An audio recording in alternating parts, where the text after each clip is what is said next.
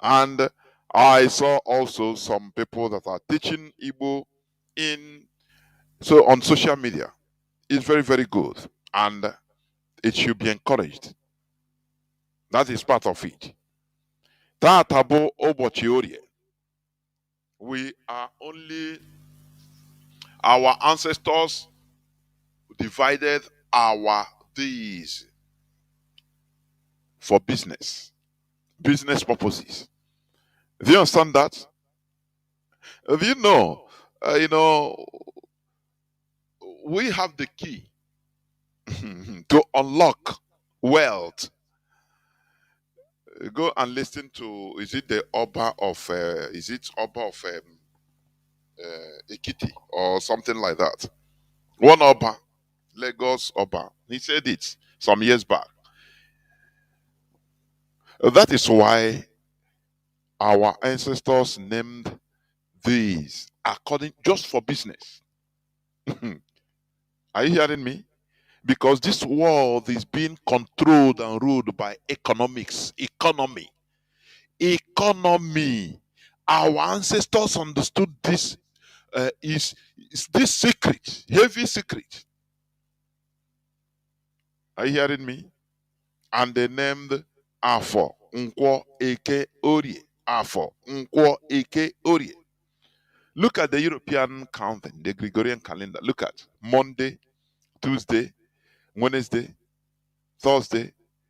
That is days of their deities, which means they have been more religious, more fanatically religious than Africans in every ramification, more moronic. I am telling you. That is why they named every day according to the days of their, their deities, which they celebrate. Oh, today is the day of the sun. Oh yeah, maybe how many people will be killed in order to satisfy their god the sun? It was named like that. The day of the moon. Oh, maybe many virgins will be slaughtered in order to satisfy that. That has been their work. But do you see how things change? And today, we are being referred to as savages. Do you see how things can turn around? Savages are now calling Africans savages. People that named their days only for worshiping spirits that they are deities you don't know, just spirits worshiping. Have you taken your time to think about this, to ponder about it? Whereas we name our days about days of business, market day, Nkwo market day, Eke market day, Orie market day, Afo market day, Eke market day. People you go to market, you hustle, you sell, you buy. You go to farms, you cultivate, you go and sell, you buy, you sell, you make a living. As we are entering into rainy season in our land, it is a clarion call for going back to farming. It is a very big pity, I am telling you with heavy hearts, that our people have forgotten about farming. They have relegated the most important thing in life to the last. Everybody is seeking for paper money. Everybody. And we in the diaspora, we are not helping issues. Honestly speaking, I said it to somebody in private. Say, oh, Nigeria is falling apart. Oh, Naira now is 1,600 naira per $1. People now are suffering. They have to. I say, hey, do you know we in the diaspora are people suffering it much? Because there are more excuses than ever. So you have to double the way you send the money. The way you send money to relatives, to home, to everywhere, you have to double it. Because you now see tangible reason in order to send. Oh, people, nobody have, nobody cares about the famine. Only very few cares about famine. Because you have to send money and they will use it to go and buy something already farmed by other people. Do you now see in Niger State how they are turning back lorries with foodstuffs, loaded with foodstuffs? Say it cannot enter south. Are you seeing it? Oh, do you know that he who feeds you controls you? Do you know that? That's the reason why when Thomas Sankara took over power in 1983, he made it as a national policy, as a national emergency, in order to push people back to farming, to stop importation of food items, at least food items. And he worked wonders, because in 4 5 years, 1983 to 1987, Burkina Faso, the then upper Volta, which Thomas Sankara changed into Burkina Faso. And you know the meaning of Burkina Faso? People of integrity, men of dignity. That is what he named his country, saying to hell with what the colonial masters gave to us as name, Upper Volta. So, Thomas Sankara turned Burkina Faso from a hungry begging country to the main food basket of Africa. They, they, they stopped importation of food. They were self-sufficient in food production to the extent they started selling to other countries. Food. And the people we are happy. Because the first thing is for you to feed. That is number one thing. Once you're able to feed yourself, you're okay. Your main problem is being solved. That is why we urge our people, we recommend that our people go back to farming. Please. That thing you think that it is nothing, that it is a primitive, but you must eat now. Every day, whether you have money or not, you must find one way or the other to eat, to feed yourself. Otherwise, if you don't eat, you starve to death. So, food sustains life. Why are we not going into the most important thing? You say, no, if I have money, you are looking for money to buy a car. I could remember my father told us a story during the war. He said, look, during the war, people in the rural areas were far more better than people that came back from township. You hear me? People that are in rural areas, that are farmers, that they were more far better than people in the township. You say you see people that are ready to sell their big cars just to not selling, exchanging it for at least 1 kilo of rice or 1 kilo of gari, because no person needs it. There comes a time when you see that you have to, all those things you don't think about in life, but they are the most important things. You know that? Do you know that? Let me see. I hope my voice is coming out, please. I need confirmation, although my dashboard, everything is okay, but I have to verify, because sometimes all these things nowadays could be funny. So everything is green. Yes, my voice is coming out. So now, all these things you don't call anything, because you are swimming in it. You can easily get it. It's easily obtainable. Early in the morning, you go make tea. You drink tea. Eat your akara. Very easy. You take it easily. That you are rich. You drink akam very easily. There are times it will not be easy to get even the easiest thing on earth. That time you start savoring, you start understanding Yes, thank you very much. You start understanding that the most important thing in life is all those things that you are neglected, all those things that are negligible. Do you see people talking about, are you even aware of breathing oxygen? Are you aware? You don't even care that you are breathing because it is so common that you don't care about it. You don't even notice it that it is existing. But have a sick person, or you have a sick person that they need to put fixed oxygen. They will give you pill. Now you start. Oh, they will recommend you. You will be on oxygen.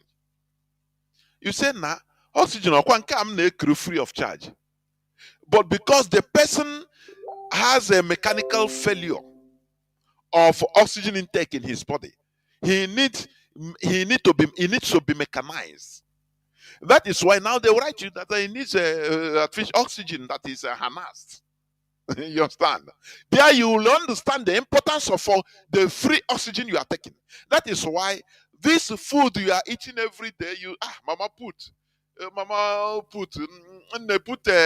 ishiazo, put odazo, put chicken, put mama put nka, because it is available to you, reachable to you. You can buy it with money. There are some situations you can have paper, that money, you fool your house. Nothing. You can buy nothing with it because there is nothing to buy. You cannot see anything. I say, as we are told during the war, people are ready to exchange even their gold, their highest gold, for 1 cup of gari because there is no gari. Ordinary salt, people don't see salt even in our land. It become ahi with salt, it become gold. For you to understand how things are. That is why we recommend that our people please go back to farming. At least, even if you don't make it as your profession, yes. But at least you have obobo. Any slightest space in your yard, in outside, you plant something. Either planting, you can plant, you can also do animal husbandry. Ọkụkọ, ewu, inwe space, itinyekwe ehi Igbo. Kwe na water. Once you have all these things, you can never feel hunger. You can never die of hunger. Never. If people are talking, you keep quiet. That is how it is. Look at how they are stopping. I put it on my Facebook page, Jonas Raphael. How the governor of Niger State now gave order that no more taking of food stop out of Niger State to mostly south. Do you see it?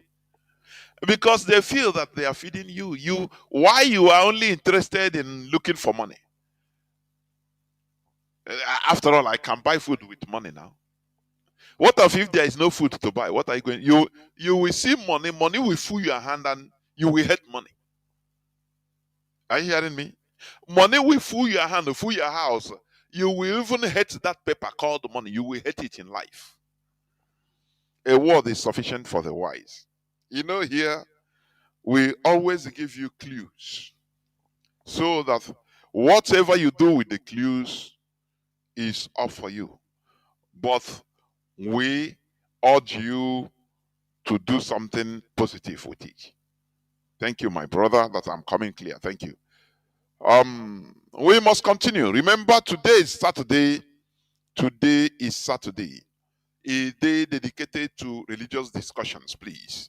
We can never shy away from this discussing religion.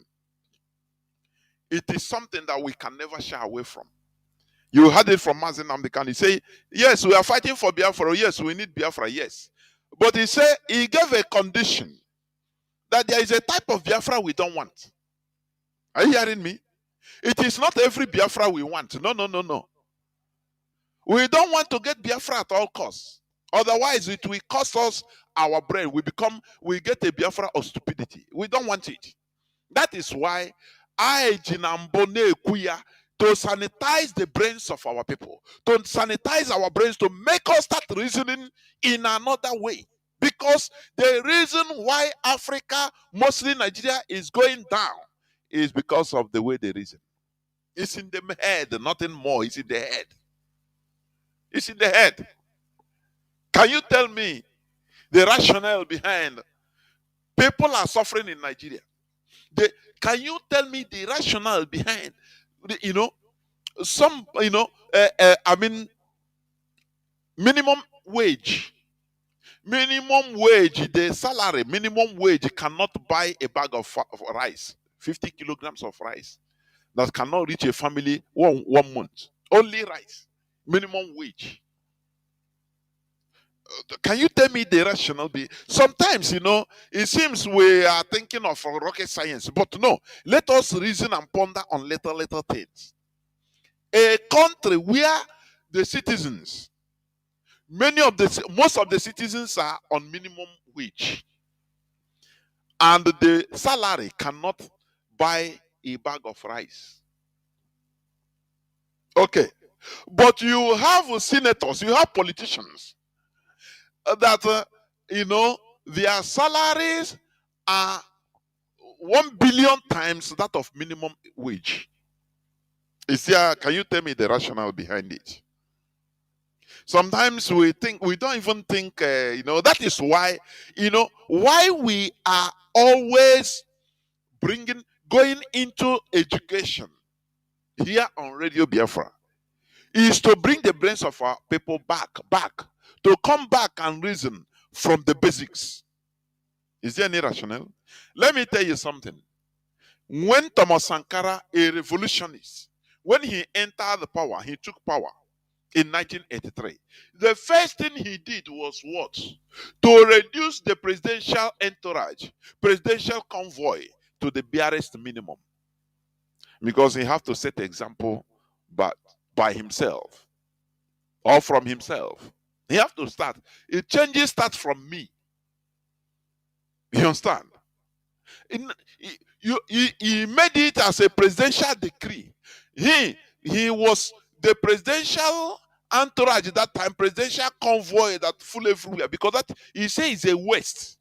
If you are governing, you are serving your people, you have nothing to fear. You don't fear your people. You have to mix up with your people. Now, why are you rounding yourself up? This is. Now he reduced that to I think his car and another car following him. Two. Him and another one car. Each with 3 guards. Making it either 5 or 6. Only a president. That's why he goes freely everywhere. Are you hearing me? And he started talking to the people, educating the people, because that is the most important thing. A revolutionist must know how to convey what is inside him to the people, and that is why this radio is set up for us to convey that revolutionary message to the people. Because without conveying it, people will not know. People will not know. Are you hearing me? He has to start moving for every day. Very vibrant young man. He was not interested in riches. He was not interested in making money at all as a president. I'm talking about Thomas Sankara. And he was talking to the people that, look, yes, we are in a revolution. This is a revolution. That there will be hard time. He warned the people. The same way the Mali head of state is warning Malians all the time that, look, this is a hard time for us, but in longer time, we will be laughing. We will be enjoying. But you need to endure now. It will be hard because our enemies are around. France is around. Europeans are around to make things difficult for all of us. Know that it is not me. I love my country. But it is the Europeans because they want you to revolt against me. That is how a revolutionist talks. That is how he does. He conveys and tells the people the truth.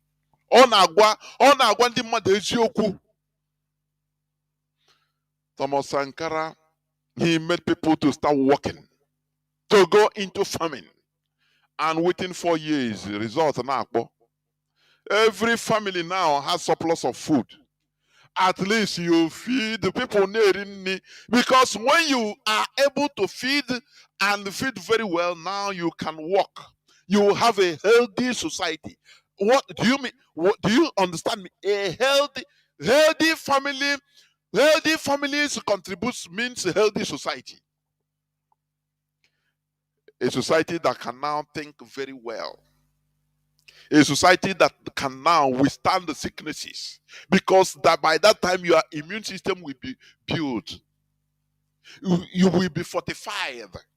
You are a natural immune system, and you will be able to withstand and work and hustle in order to contribute to the building of your society, of your country. That is the basics. Feeding. Operation Feed the Nation by Shagari that time. This is what we are spreading now to Biafrans. When you depend on foreigners for food, you are gone. If you depend on foreigners, on importation, on I can buy it, you are gone. Anything can happen to you at any time. They can decide not to bring their food, and hunger will kill you. You will die with your money. They can decide to poison the food with any sickness. That is why in our land today, you see young men and women suffering from something that we name foreign diseases. You see a chap of less than 30 years suffering kidney failure. In our land, we didn't have all this because they are feeding on Indomie, because they are feeding on poisons every day, pumping themselves with poisons. Because you have the money, you can buy it. You take your money to buy poison, imported foods, canned foods. Oh, this is civilization. You are lying to yourself. You are going happily into abyss. I am telling you, there is nothing like eating locally produced food. You know, I could remember when we were little, we hardly buy something outside. Only maybe meat or sometimes fish. Every other thing you gather it from Obobo, from the farm. Beans, all these things. You gather them. But today is no more, because you believe that it's part of civilization. No, it is not. It is not. Are you hearing me? It is not. We have to have a healthy family, a healthy nation, whereby no person, no country can blackmail us using food.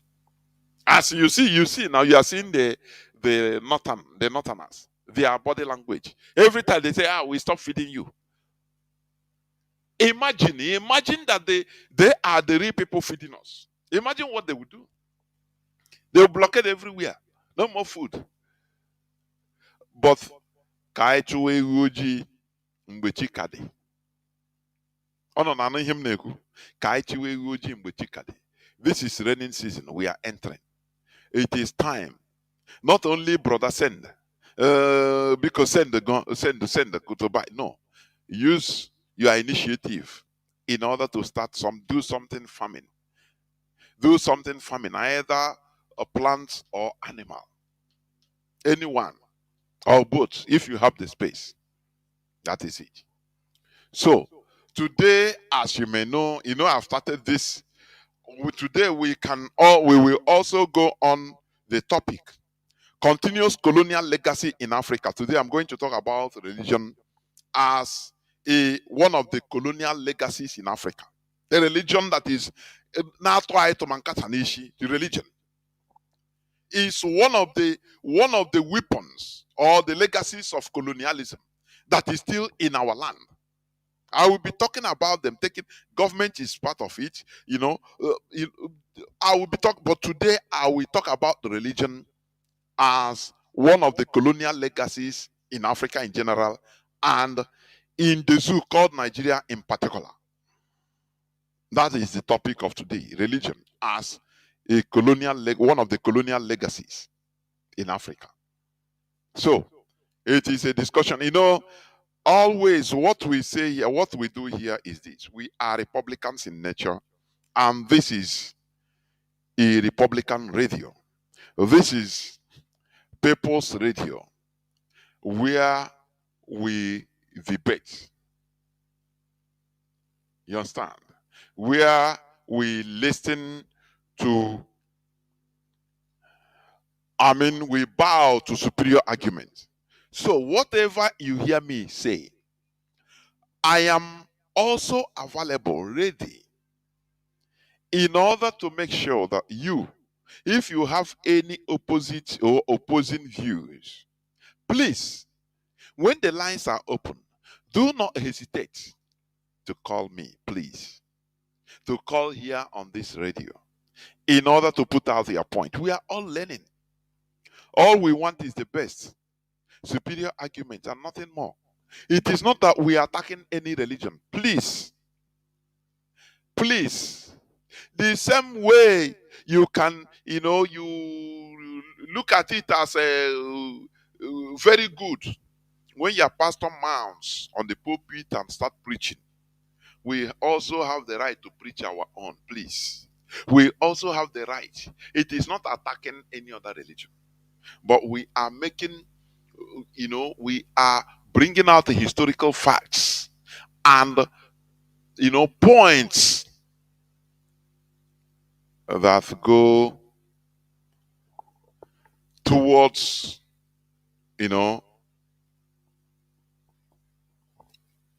facts and figures that solidify what we say. So if you have any other arguments or opposing arguments, do not hesitate. You can also inbox me, mostly on my Facebook through Messenger. If you want maybe for us to co-host this as somebody in the opposite side, I will be this is what I've been looking for. I will be very happy for us to have an open debate on religious topics, please. I will love it. I love it. I want you to come to prove me wrong. I want you to come and to watch all my my points, please. With the facts and figures. We are not fighting. We are brothers and sisters. Are we not Republicans? What does Republicans mean? You can, onye kwuru uche ya.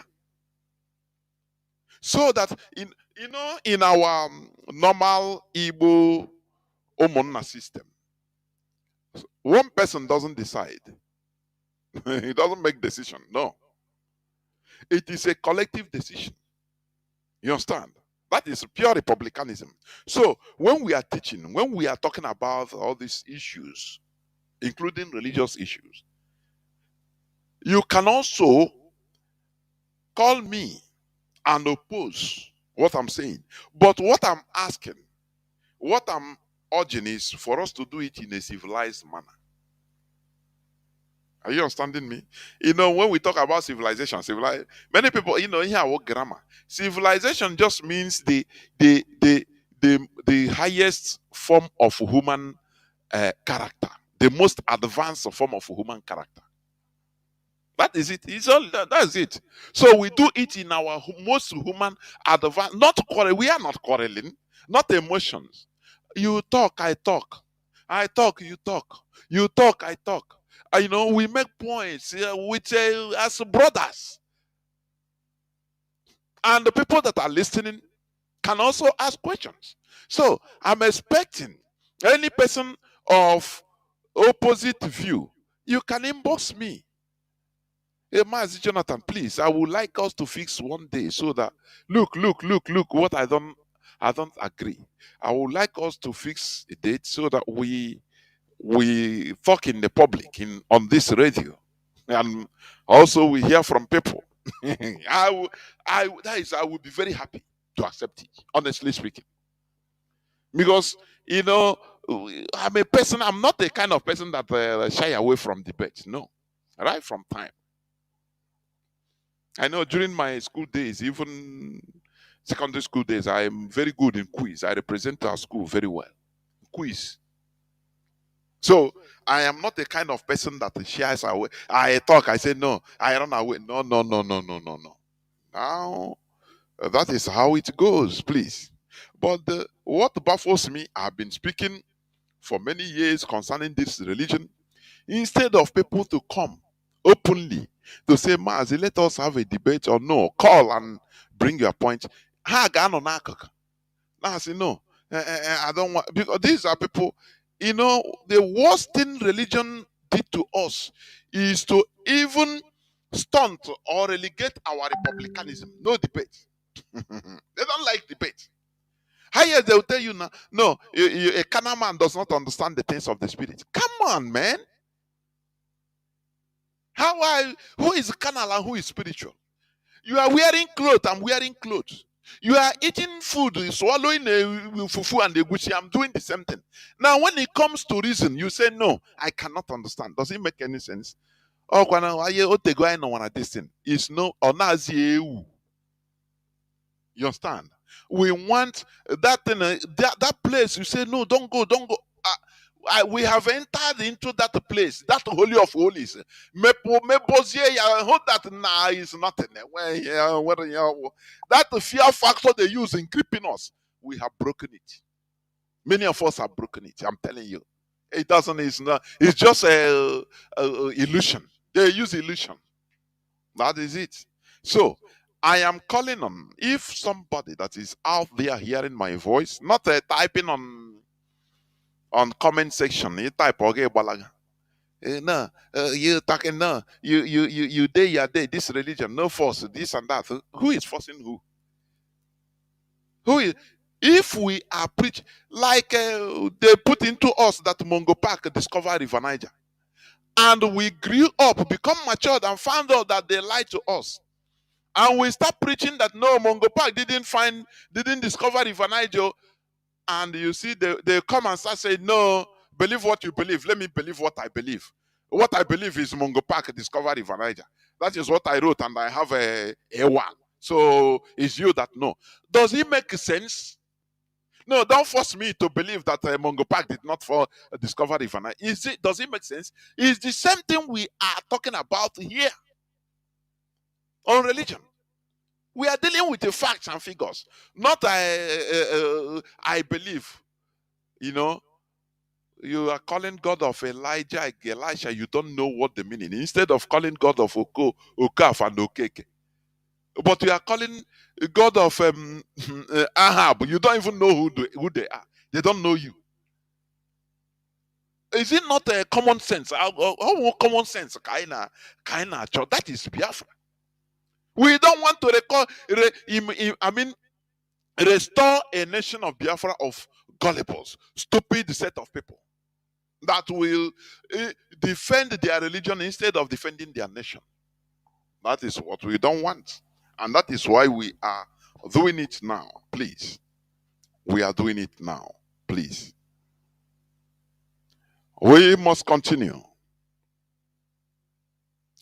We must continue. Now, as I said, there are many things, in the news headlines, but I will not go there for now. I will leave it for another day. I will leave them for another day. Because I want to go direct to the topic of today's submission. Religion as one of the continuous legacies in Africa that is still there holding us. That is religion. Now, when we talk about colonization, colonial legacy, all these are grammar, English language. We need to be breaking them down. Colonization is just the action or process of taking over, exploiting, and establishing control over the indigenous people of an area. Mmadụ bịa be gị, onye mba ọzọ bata na be unu. Like, just let me see, in the Fulani now, we are shouting, oh, Fulani headsmen, oh, they are coming, they are destroying our farmland. Why are they doing this? In order to put to fear, so that we run and leave the land, our land, for them, and they will be in charge. Now they will be in control of everything, exploiting. Your land will become their land, as they are doing in the Middle Belt, and they are coming. When we say this, people don't, when we say they are coming, people don't understand. Do you remember Obadiah Maelafia? When he was talking sometime before his death, let Obadiah, Dr. Obadiah Maelafia. That man, anytime I remember him, I become sad even for him, because I am telling you honestly. Instead of running away and staying alive and be doing what you are doing from far. Instead, he said he will stay in his father's land, I think in either Kaduna, southern Kaduna. How they killed him like a chicken. Obadiah in my life, when he was talking some time ago, some time before he died, somebody called him. He said, I think on A also, or on comment section. I think he's an evil man. He said, you people this is a lot of karma. Now, you people are suffering it because you also helped in order to kill the Igbos during the Biafra war. And which is correct anyway, because we cannot say otherwise. It's correct. But the man replied something. Dr. Obadiah Maelafia. He said, look, do not look at this happening in Middle Belt as only restricted to Middle Belt. Once they get our land complete, it will be a springbox for them to launch into the east, into Biafra land. He said it's complete. He said, so when they are killing us, as they are killing us now, don't laugh. Oh. Say, no, they are killing them. They help kill us. Yes, we know. But we better be proactive. You know why America is still powerful? They go to wage war in foreign land in order to prevent the war from coming to their place, to America. Do you see it? Do you see the sense there? They went to Afghanistan and waged war. Otherwise, they don't want to wait until the war. They plan everything, they organize and start sending their agents to come and bomb America. So they have to go there and cause that confusion, wage it there. They have casualties, they have it there. And to make their land safe. Do you see the brain? Do you see? It's just very simple arithmetic. Now, they are killing people. The Fulani is on complete rampage in the whole of the north. I'm telling you this. Because their chieftains, they are in high positions in the military, in Asarok, everywhere in the Nigeria system. They occupy high positions everywhere, or the highest positions. So the Fulani, they see that that Nigerian, the indigenous people in Nigeria, the most. I used to say this, and unless you prove me wrong with facts and figures, I continue saying it. The indigenous people in Nigeria are the most stupid set of people in the whole world. I am telling you. What the indigenous people in Nigeria are suffering today, no other people can suffer, will agree to suffer this in this 21st century. Are you hearing me? Are you hearing me? No other indigenous people will agree to suffer it, to tolerate it. But do you know the trick of the Fulani? They hold every indigenous people in that zoo called Nigeria with the hatred of the Igbos. Once you want to write, they will tell you, hey, do you want Igbos? Hey, they will carry your brain, go to how Igbos want to get Biafra. That Igbos, they are dominating. Do you want to, as you are watching the Igbos, they are digging your grave. From north. I could remember during the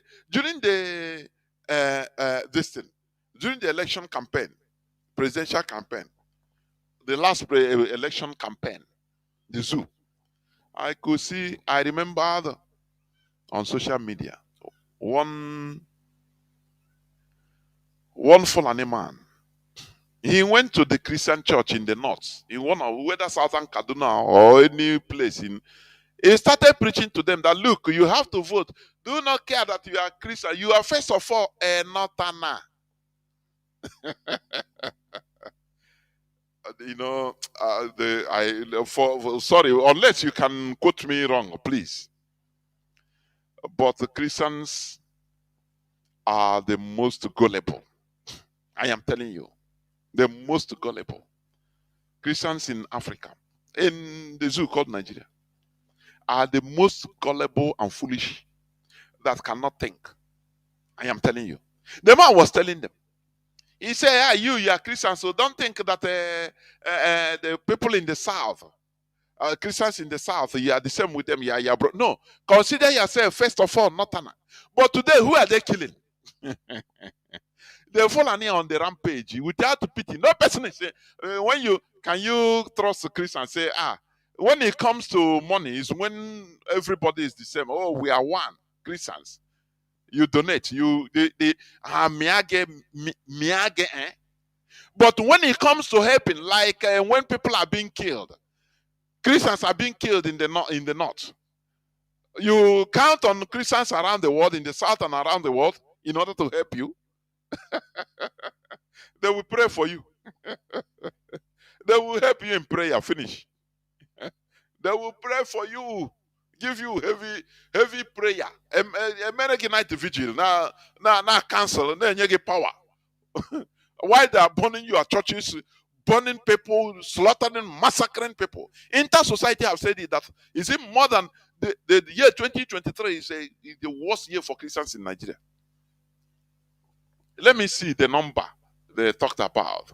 Is it not how many Christians being slaughtered in Nigeria? Is it not up to 150,000 according to their estimates, which is far more safe?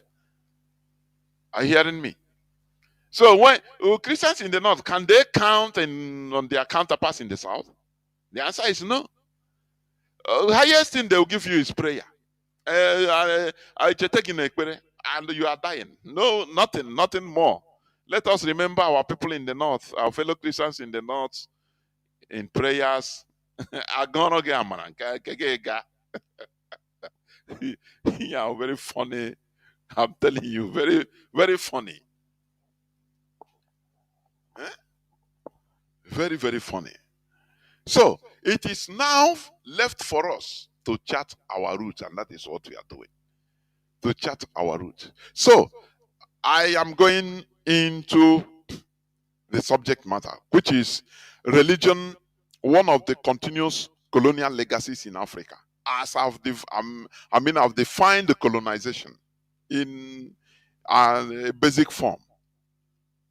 It is the action or process of taking over, exploiting and establishing control over the indigenous people of an area. That is colonization, simple.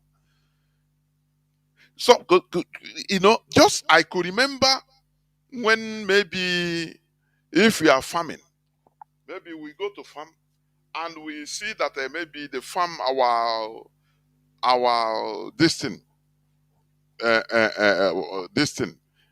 the boundary was shifted with maybe 1 meter. Do you see the quarrel? This is what I'm saying. No, quarrel in the farm that day. No. You are. This is the Ebak Abaroka. There will be meeting for it. I got for it. Just ordinary 1 meter, 1 meter or half a meter shifting of a farmland boundary. You see how it bends. Talk less of coming to your land, taking over your land, and taking control, exploiting anything they see in the land. You become their slave. How does it feel? That is colonization. Now, I'm talking about the continuous colonial legacy. Today I'm talking about religion. Religion, which is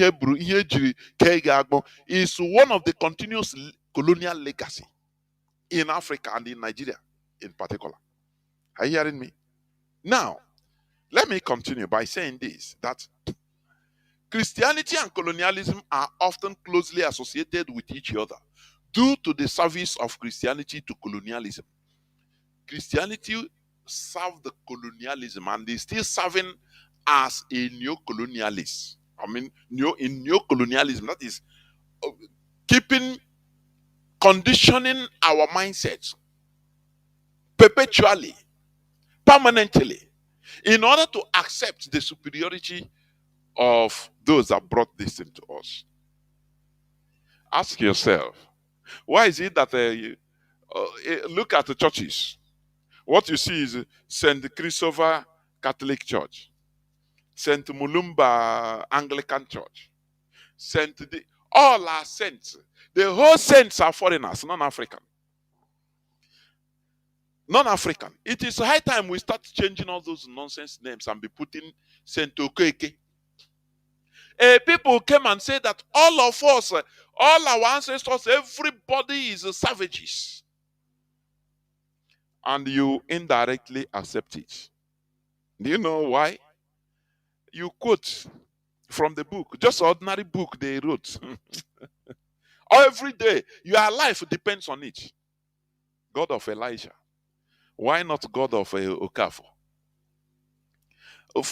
Let us start changing, start changing our mouths. Saint Okeke. Eh? Saint Okafor.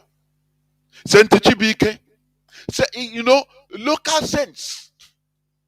Because we are. But religion, colonialism has made you believe that you are all, the whole saints are Oyibo. People, why wouldn't it? Because they brought God now, that's it. So Christianity and colonialism are often closely associated. What I'm reading is a historical fact. It's not something I make up, no. And because we cannot shy away from talking, why we talk about this particularly Christianity is the religion we know in our land. Generally, you have two religions that are, exploiting the world, or have exploited and continue exploiting the world: Christianity and Islam. That is it. That is it. But we talk about Christianity because it's the one we know.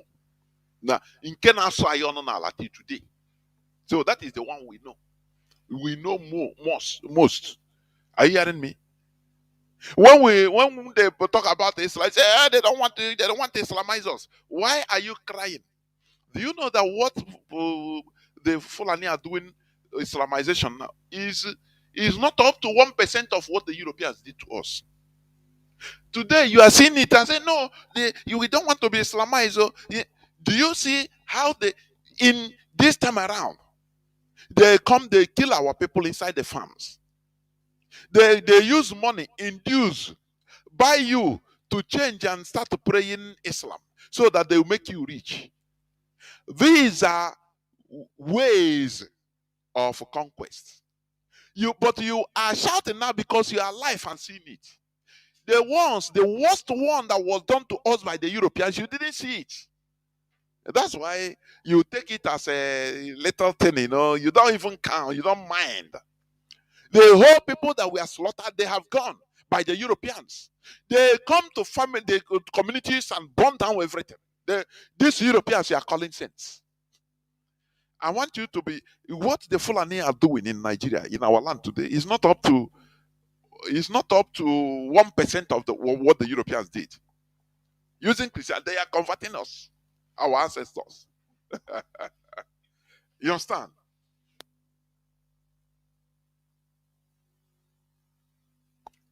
So I want you to be using what you are seeing today in order at least to compare what our ancestors saw.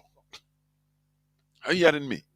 Now, through a variety of methods, Christian missionaries acted as the religious arms of the imperial powers of Europe. That is the truth. The Christian missionaries, they acted as the religious arm of the imperial power. Religious arms, Mara religion of the imperial powers of Europe. Because mental slavery, mental colonization is more deadly than physical colonization. Are you hearing me? Mental colonization is more deadly. You go to my timeline, Facebook timeline, please, Jonas Raphael. scroll a bit, you will see where I put it. There was the picture of a horse, very giant horse, being tied to an empty seat, a seat that horse can, maybe the weight will be up to 500 kilograms. But the seat, he's been breathed now. The rope, the horse rope, now tied to the horse and tied to an empty seat. That seat is not up to 500 grams. If the horse just flip it, it will break into pieces. But the horse remained obedient and stood waiting, because he has been conditioned to be like that. Without him knowing that, look, if he just shake his head, that seat will fly up and break into pieces and he will go his way. That is conditioning. That is the way religion is being used by the colonizers in order to permanently condition our mindset, so that we cannot fight, so that we accept that, oh, they brought good things to us. Oh, they brought development to us. Oh, our enemies. They brought education. Hell, we are far. Oh. I am telling you, we are far. That is the problem. Now, according to a renowned historian, Christian missionaries were initially portrayed as visible saints, exemplars of ideal piety in a sea of persistent savagery. Who are those persistent savages? Our ancestors. They are calling savages. And we accepted it until today. You are counting, oh, our ancestors killed twins. That is anathema. It's abomination that is coming out from you. However, by the time the colonial era drew to a close in the later half of the 20th century, missionaries were viewed as ideological shock troops for colonial invasion. They are colonialism's agents, scribe, and moral alibi. They say the missionaries were viewed as shock troops. Now, I start looking for what is a shock troop to know the real meaning. Shock troops, you know what it means? Commandos. Shock troops are formations created to lead an attack. Before an attack, before the infantry are at the back, the shock troops, they are in forefront. People that can, ndị oji isi aghọ mgbọ, buff, during the Biafra war, buff, the commandos, the green berets, ndị ọ na-awụ, they don't care. They go and scatter, even if there are 100, only 2 people go home, no problem. They are often better trained and equipped than other infantry, and they are expected to take heavy casualties even in successful operations. Their death doesn't mean anything. Shock troops. These are the people that make way for infantry invasion. You understand? That is what missionaries stood for. They came first. You will understand historically. We are not Christianized before being colonized. No. The missionaries came. They softened our mind. They Christianized us. Now, once they see that they had breakthrough, now they colonize us direct. The other time I talked about Japan. When in the 15th century, when the Portuguese came to Japan islands, and they were being converted, within few years, more than 100,000 Japanese have converted, including some of their elites. They were saying, this thing, it will help us to do trade with Portuguese and Spanish. But after Their wise people looked back and said, look, they checked in Philippines. The Europeans have converted the Philippines and they have taken over power. We are now in charge of Philippines. They were now in charge of their country, of the country of Philippines, because they succeeded in converting them to their religion. Because once you are converted into one religion, now you see that religion as your main people. Not you try, you trust them, you become obedient. Are you hearing me? You become obedient to them, to the religion, to the hierarchy. And where does the hierarchy come from? From foreign land.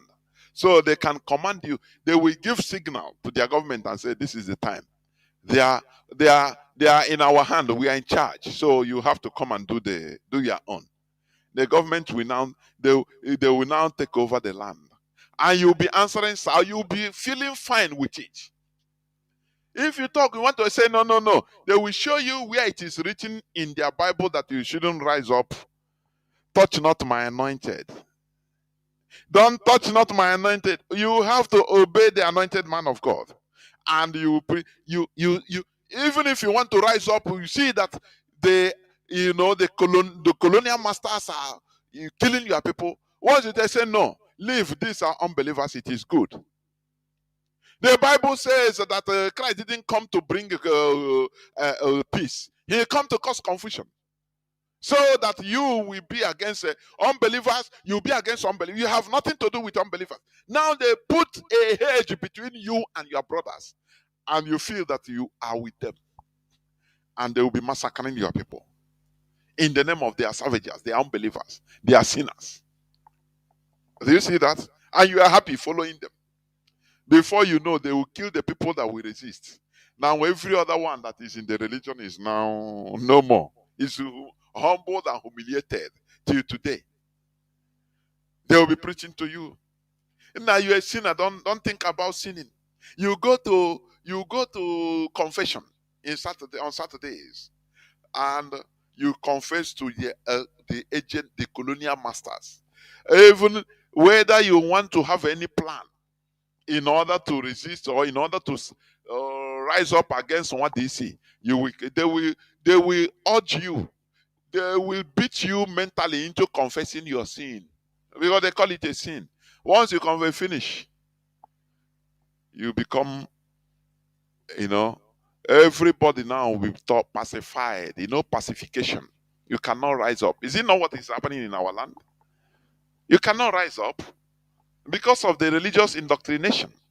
But little did you know that this is one of the continuous legacies of colonial legacies in our land, to keep us down so that we don't rise up. If you want to rise up, say, how can you go and kill your Saint Michael? Remember, he's a saint. He brought development. They will preach. Don't worry, God is in control. Let me read just one news headline, just one or two, please. Let me read it. Okay. I read this the other day. Economic hardship. Nigeria needs urgent spiritual help, by Adeboye. I read it 2 or 3 days ago on air.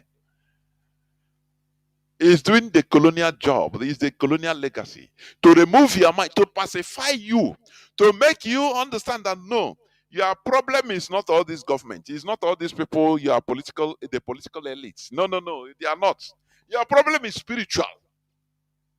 And you will hear people say, no, a carnal mind cannot understand the things of. Tell Adeboye not to eat. Tell him not to remove his clothes as a spiritual man and to go in the spirit. Go walk in the spirit. Now let's see. We are in a physical world, but know that all these things are used colonial legacies that are still holding us down. Holding us down so that we cannot move an inch. Now, another thing I want to read. Look.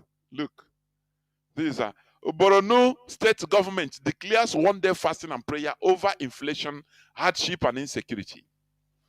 This is February 16, 2024 news. Yesterday, nya. Are you hearing me? A, a governor in office, he declares 1 day fasting and prayer over inflation, hardship, and insecurity. And he is a governor. He is moving on public fund. Oh, oh. This is religion.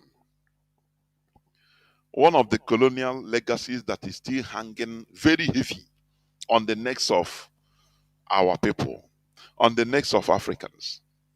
Let me read it a bit. If in England, if in Italy, a mayor or a governor make this type of statement, that day he will, the people will rise up and he will run away from the office. They will pursue him away from the office. That day, immediately, they will ask him to know whether it is with prayer he entered there or with their votes. Do you see what religion, the weapon of religion, it is too heavy, very heavy. And these people, they know. They are just used is for controlling of masses. And you will see people in Borno, they will be praying. Both the Christians and Muslims. Oh no, this man is God. They will even love the man more better. Very good. Oh, this man is religious, is godly. Hey, people will be fasting and praying. Young one run at his mansion, governor's mansion, or now he will be laughing because he know that he is holding everybody hostage. That is colonial legacy. The weapon is still there. Let me read a bit, please, because Nigerians are not ashamed. The Borno state government has declared a 1 day fasting for residents to seek the face of God, to intervene in the country's rising cost of food items and the spate of landmine explosions across its major roads. These people are evil. You know why? I don't blame them. I blame the gullibility of the population. They are exploiting the foolishness of the people in order to do anyhow. I don't blame them. Until people become wise. If people are wise, can he venture to do that? That day he is running away from governor's house and running away for good. No, not to return back. But people are stupid because of religion. You seek the face of God to intervene in the country's rising cost of food items. Oh, you don't manufacture nothing. You don't manufacture nothing, and you import everything. You complete manufactured goods you import, and you want to be like those manufacturers. You see, I used to give example with India. India was colonized by Britain, but they refuse religion. They refuse British religion, European religion. Are you hearing me? These are people that are not driven by emotion. They refuse, and today India is going well, very well. And one thing that baffles me is this. Listen, do you know that the father of India independence, Mahatma Gandhi, was shot and killed with gun by a Hindu radical? Do you know that? And today Indians are happy. They are thankful to the guy. Do you see that? Do you know the reason? Go and make your researches anyway. But let me give you a hint. India, Mahatma Gandhi tried. He's a great man, honestly speaking. He fought for India independence in a peaceful manner. And India got independence as two countries. But he was not happy. Mahatma Gandhi was not happy that India divided into Pakistan and India. He was busy trying to unify. Let me tell you, as freedom fighters, as awakened mindset of freedom fighters, you don't go with sentiment. Any person, I say, Can you hear me? Listen. Any person that goes against the rules or the terms of genuine independence, no sentiment, even if he is the person that initiated that independence, that fought for it. You know, they don't behave like Africans now that have sentiment. Oh, leave him now. Do you know he's the father of independence? Yesterday, you know what he suffered? Is him that even bring up. They say to hell, he has done his job. He want to put us back in, put us into a very big. Do you know that the British can turn around and use him, Mahatma Gandhi, in order to undo, keep Indians he fought for into slavery? Do you know that? But later did they know that the revolution has caught fire in the mindset of people. They said now, Mahatma Gandhi, sorry, you are our father. You did everything for us, but this time you are going. We don't understand you again, and we cannot go back. Trying to unite. Unite for what? Because Mahatma Gandhi was busy trying to clamor one India. No division. Pakistan, no.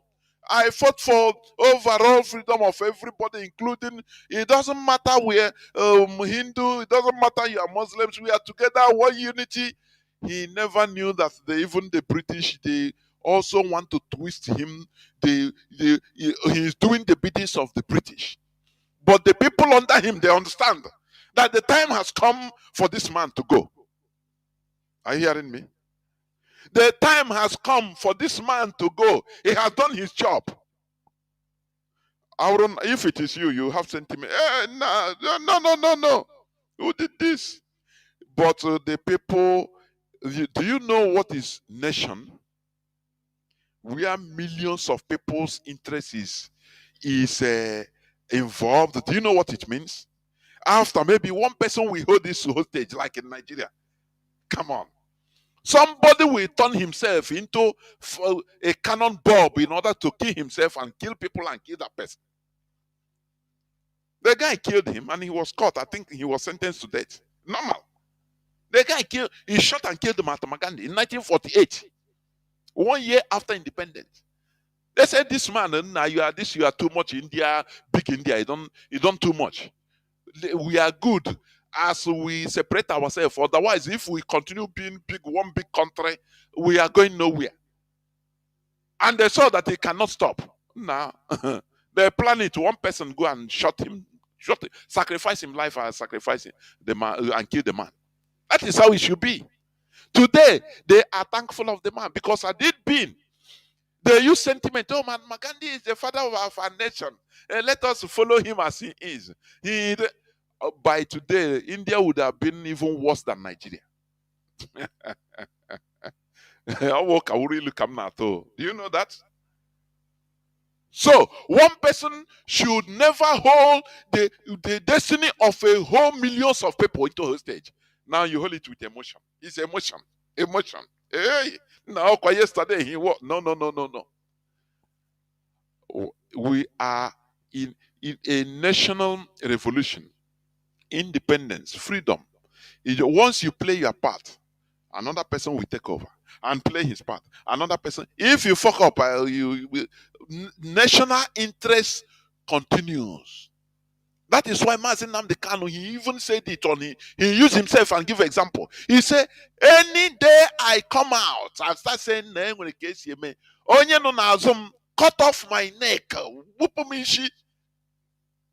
because no person can joke with Biafra. It's our collective interest that matters. Do you see that? That is what happened in Mahatma Gandhi's case, for your information. So, ask yourself, why is it that India, they never accepted mental colonization, but today they are doing very well? You know that? You know, mental colonization is the worst, is more dangerous than physical colonization. Physical colonization, one day, the people will go. But mental colonization,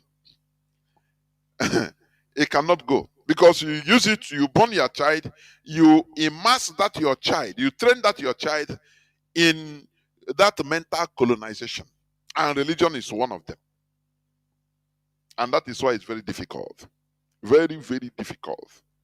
It, here in Ekuwen, to open, to be awakened, it's not easy. I am telling you, it's very, very hard. It needs another thing, another type of mindset in order to speak the way we speak. Are you hearing me? It needs another type of mindset, another type of awakening in order to speak the way we do when it comes to religion. It's because it's not easy. What they use in training your parents, upbringing your parents, colonizing your parents, and thereafter they born us and they we start drinking breast with it and growing with it. You think it's easy to remove? That's why we have to take it easy. That's why I always like people to come and challenge what I'm saying openly, so that we have very vibrant debate, but in a civilized and brotherly manner. Or what I call no. I'm not in the out. No. With facts and figures. That is how it is. And people will be listening. Because when people are listening, they are, people are absorbing reason, facts and figures. People are absorbing. People that are listening, they are absorbing it. It's not something you can. That's why in some things, they will tell the public now vote on social media. So it's not, you cannot bribe it. It's public opinion. Now any person they vote for, it's for the public. It's not for you. It's not for anybody's fault or anything. So that is how we roll. Now let me continue reading what the Borno State government, the Borno State governor, he said. The fasting is scheduled for Monday, February 19. Fasting for to fight insecurity, to fight the food inflation, whereas every other country is trying to find one way or the other to better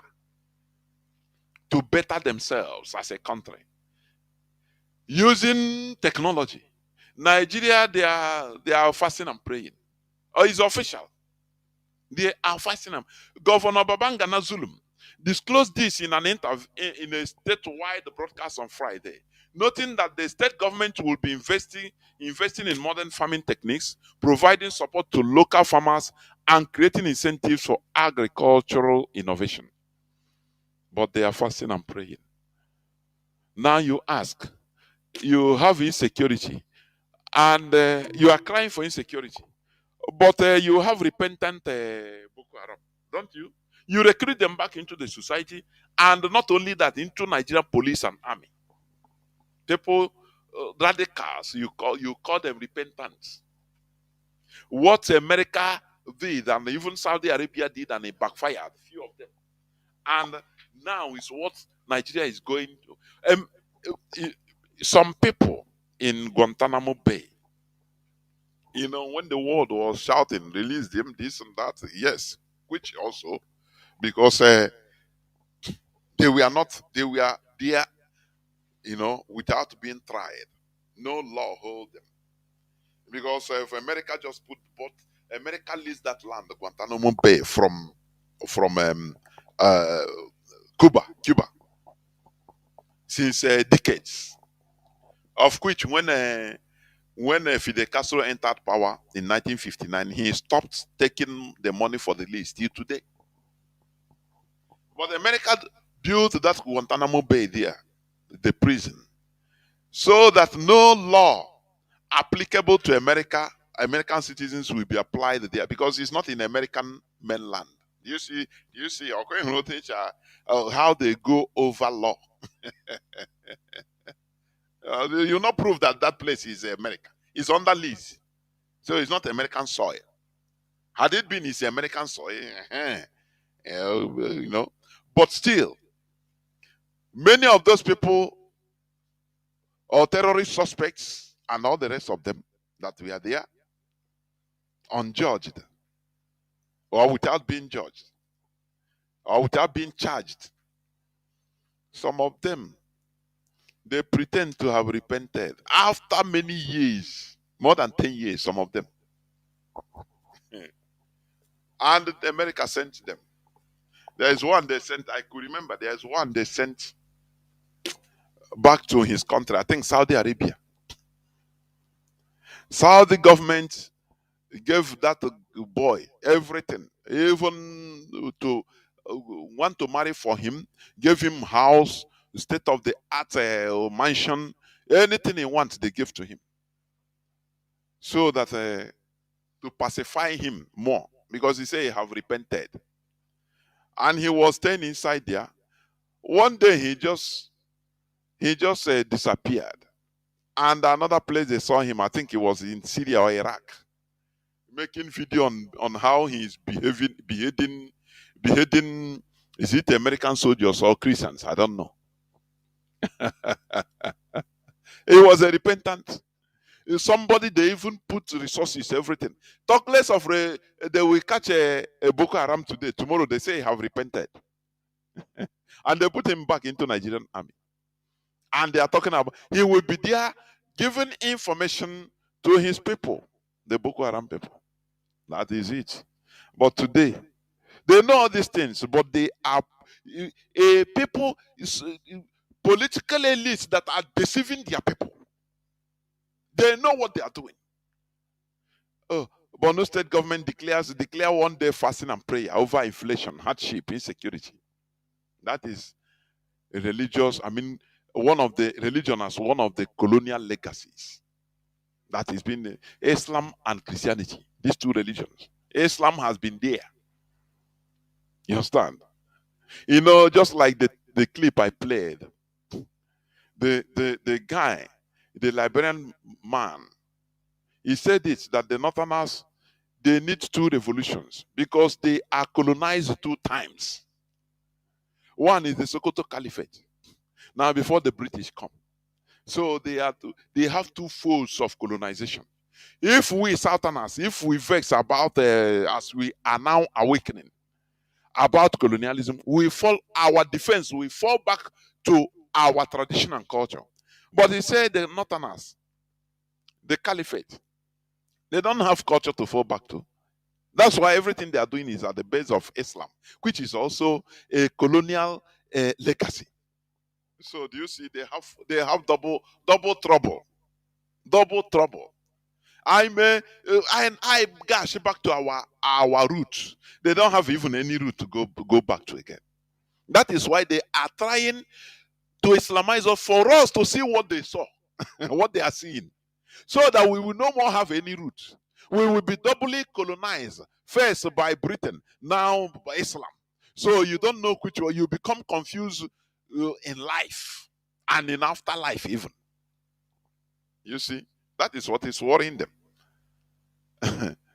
Are you hearing it? So let me continue. Remember, today I am talking about religion being one of the continuous colonial legacy in Africa and in Nigeria in particular. That is what I'm talking about. Please, we must continue. Now,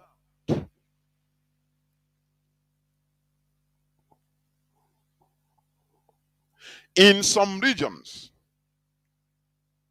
almost all of a colony's population was forcefully turned away from its traditional belief system and forcibly turned towards the Christian faith, which colonizers use as a justification for their extermination of adherents of other faiths, their enslavements of natives, and their exploitation of lands and sea. Are you hearing it? Oh, no, I want to know. You know, when you see this word, oh, guy, no, the same thing. I'm from people that is why you used to pen me. You see your brother. You say Galatians 5 again, no say, do not associate yourself with unbelievers. And you are talking to your brothers. Akpo meeting umunna. He said, no, you are not going because on the nekwe. They divided us in order to exploit us. Are you hearing me? It is very sad. Religion is being used to divide us, honestly speaking. That is why we have to fall back. We have to fall back to who we are as a people so that we have one channel that we are going, not different channels. Some are going to east, some are west, some are north, some are south. No. A people, we should have a channel. We should have a, just a road which that is perfect for us, for our collective interest. That is why Biafra is our religion.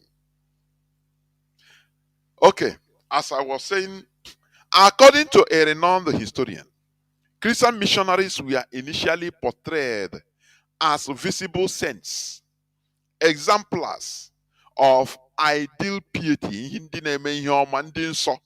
in a sea of persistent savagery. Who are savages? Our ancestors. That is what they called us. And that word stuck to today. That is why when you see a, a religious bigot, he will start talking against his own ancestor, against our ancestors. That our ancestors menka.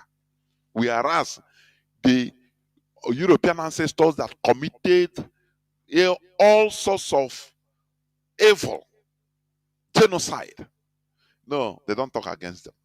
They are saints. Saint Christopher, Saint Martins, Saint Theoda, Saint this and that. However, by the time the colonial era drew to a close in the latter half of this 20th century, missionaries were viewed as ideological shock troops for colonial invasion. They are colonialism's agents, scribe, and moral alibi. You know what is moral alibi? Just like King Leopold, he killed uh, more than half of the population of Congolese to make them Christians. Do you see that? Now, the missionaries will be given, oh, these people, oh, they are worshiping idols. So it gives them the moral alibi in order to kill them. Are you hearing me? They kill in the name of religion. But today you are pacified. They say, no, no, no. Don't. If they slap you the other side, turn the other side. What type of misinformation and lies and hypocrisy? Well, I want, if the line opens, please call and give a contrary view. I'll be happy for us to discuss more. Okay. In some regions, almost all the colonies' populations was forcibly turned away from its traditional belief system and forcibly turned towards the Christian faith, which colonizers use as justification for their extermination of adherents of other faiths, their enslavements of natives, and their exploitations of land and seas. Yes, I've said it. Okay. The swift European colonization of the African continents, as crystallized by the Berlin Conference of 1884-85, would have been impossible without the insidious role played by Christian missionaries. Christianity was used to permanently pacify African resistance. African resistance. Christianity was used. This is a historical record I am reading, please. Christianity was used.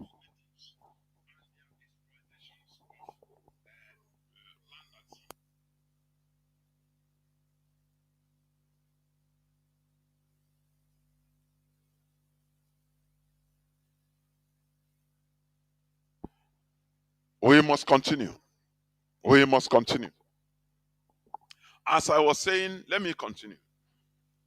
The swift European colonization of the African continent, as crystallized by the Berlin Conference of 1884-85, would have been impossible without the insidious role played by the Christian missionaries. Christianity was used to permanently pacify African resistance, ably coupled by the gun. Is pacification.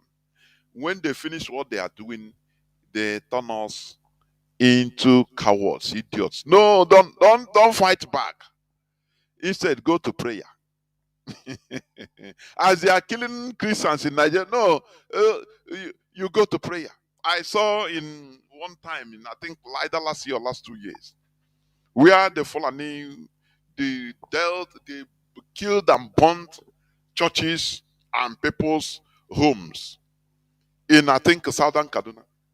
And after everything, one pastor went there with a group of people and he carried Bible, he knelt down there, crying and praying.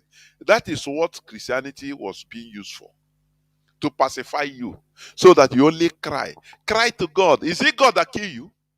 Is it God that burn your house? You are crying to God. Somebody that did it, you have to go and revenge.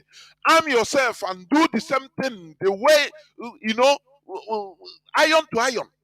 Now you start crying to God. It's just like you have children. Every time your child will go outside, they beat him and say, "Come and he starts crying to you." This and his mate, oh, they will beat him. He come, papa, papa, papa. They beating me. They beat. How are you going to feel? You are going to tell the guy, hey, anytime they beat you, beat the person back. If you come here again, I will slap you. That is how you are going to warn your child, your kid, in order to make him powerful. But Christians, no, they are pacified. Once a kid, oh no, you cry for God. Look at in Myanmar today, Burma. When one time, according to the report, they targeted, is it Burma Muslims, Rohingya Muslims. They saying that they are not citizens, they are not real citizens, this and that. What happened? What happened? Saudi Arabia and other Muslim countries lobbied internationally and everywhere in CNN. Even Pope himself talk about it, condemned and they arm them now. They are fighting. They are fighting. The same in Indonesia. Is it in Java? The same everywhere. They are fighting. Because they know that there is no spirit, no God that will come and revenge for them. No. It is illusion. It is the cry, pacification. They make you weak, weak, weak. That is the continuous legacy,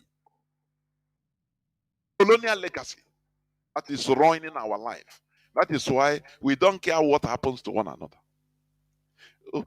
That we are talking about that. Oh, our people should be prepared that they are coming from a middle belt. They are coming from the north to middle belt as they are, scattering, uh, killing everybody, killing communities, indigenous people in the north and middle belt. That we should be prepared. I say, but how can we? How can our people be prepared? Whereas something that is even happening to their brother in a computer village in Ikeja, others in Ketu, in my 12, they say you never reach us. So they are even pacifying. They don't care what happened 2 kilometers to them. They don't care. They don't care about it. And we are talking about people. Oh, be prepared. What is happening in until the Bible. And before that time, it will be too late. You start shouting, "Hey, IPOB, ESN, we are on a day. Hey, they burn our houses. So, Fulani, they have come. Oh." Now it is time for you to prepare. Let's join hands together in order to redeem ourselves, remove ourselves from this cowardice, pacification by religion. We go back to our roots. Zobu Zobu Enyimba. That is Ekumeku warriors. That is how we were. Before they come and they came, the colonial masters, colonizers came and started pacifying us using a quotation from their so-called book that God wrote. So God wrote to them, He didn't write us. Oh, sometimes I'm making them say, why? So I was thinking like this before. I was foolish, honestly. I was foolish. But I'm happy that I'm redeemed. So if the whole world In the whole world, we are nothing.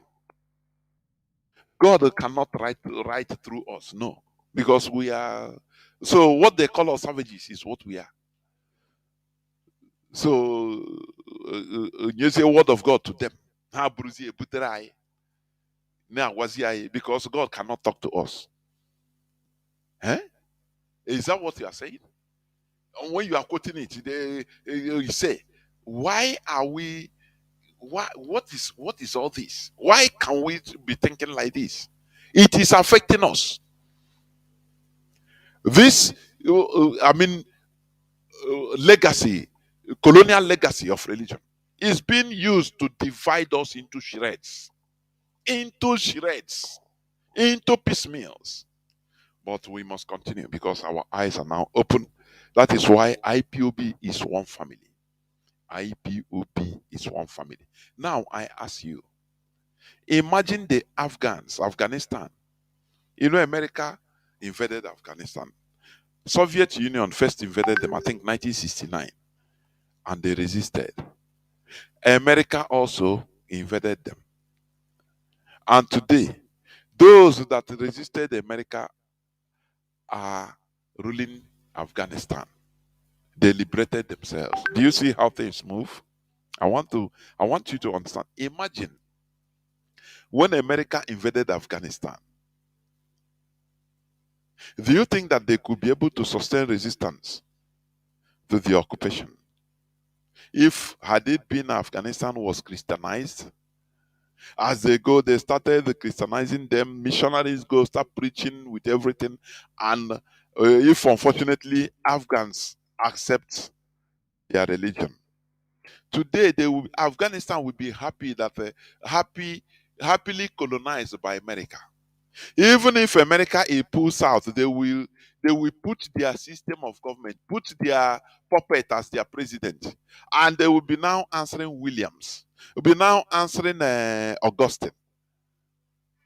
They will be now answering, oh, they are happy, oh, they are be reading the word of God through American way. Do you think that Afghanistan would have been what it is today, liberated? The answer is no. Once a country, a place is colonized, the first thing to keep them under permanent colonization, even if the colonizers physically go, is to impose religion. Religion. It is number one thing. Religion gives you permanent colonialism. Permanent. So that you don't even, you see that horse, big horse that is being tied. Go to my Facebook platform, you will see it. Big horse, you see him big for nothing. He's being tied to a seat, a seat that doesn't weigh 500 grams. He doesn't know that they have the capacity to break that seat into pieces and go his way. He doesn't know that. But because he has been conditioned into that, that is what religion does. It's a colonial legacy. It makes you even love your colonizers. You revere them as saints. Through religion, a people is permanently conditioned to be obedient to their colonizer. It is what we are suffering today. When you talk about freedom, people say, quick freedom. Now you make telephone. It's them that brought development. How? They start showering praises to people that killed us, to people that committed genocides against us. And do you know what? Funny enough, today is the 16th day. No, yesterday, 16th day of February 2022. Russia's Medvedev proposes setting December 14 as Memorial Day for victims of colonialism. Do you know that the people that understand that they are pitying us as colonized victims of colonialism? But the worst part of it is that many of our people don't understand that we are victims. Instead, they are happy that, oh, Oyibo come and develop us. Oh, Chinekele. Chinekele. This is horrible. Honestly horrible. Medvedev proposes setting December 14 as Memorial Day for victims of colonialism. We are victims of colonialism, but religion makes you embrace your colonial master. You thank them for even remembering to come and kill our ancestors. Oh, RMA, RMA, Chineke kwena ihe ọjọọ, RMA. It is very, very sad. And also, according to Central African Republic President, the same 16th of February 2024, he said, Western colonialism is main cause of Africans' instability. Central African Republic President says, and it's true. But do you know that because you are in there, they have put you as one of them, a believer. That is why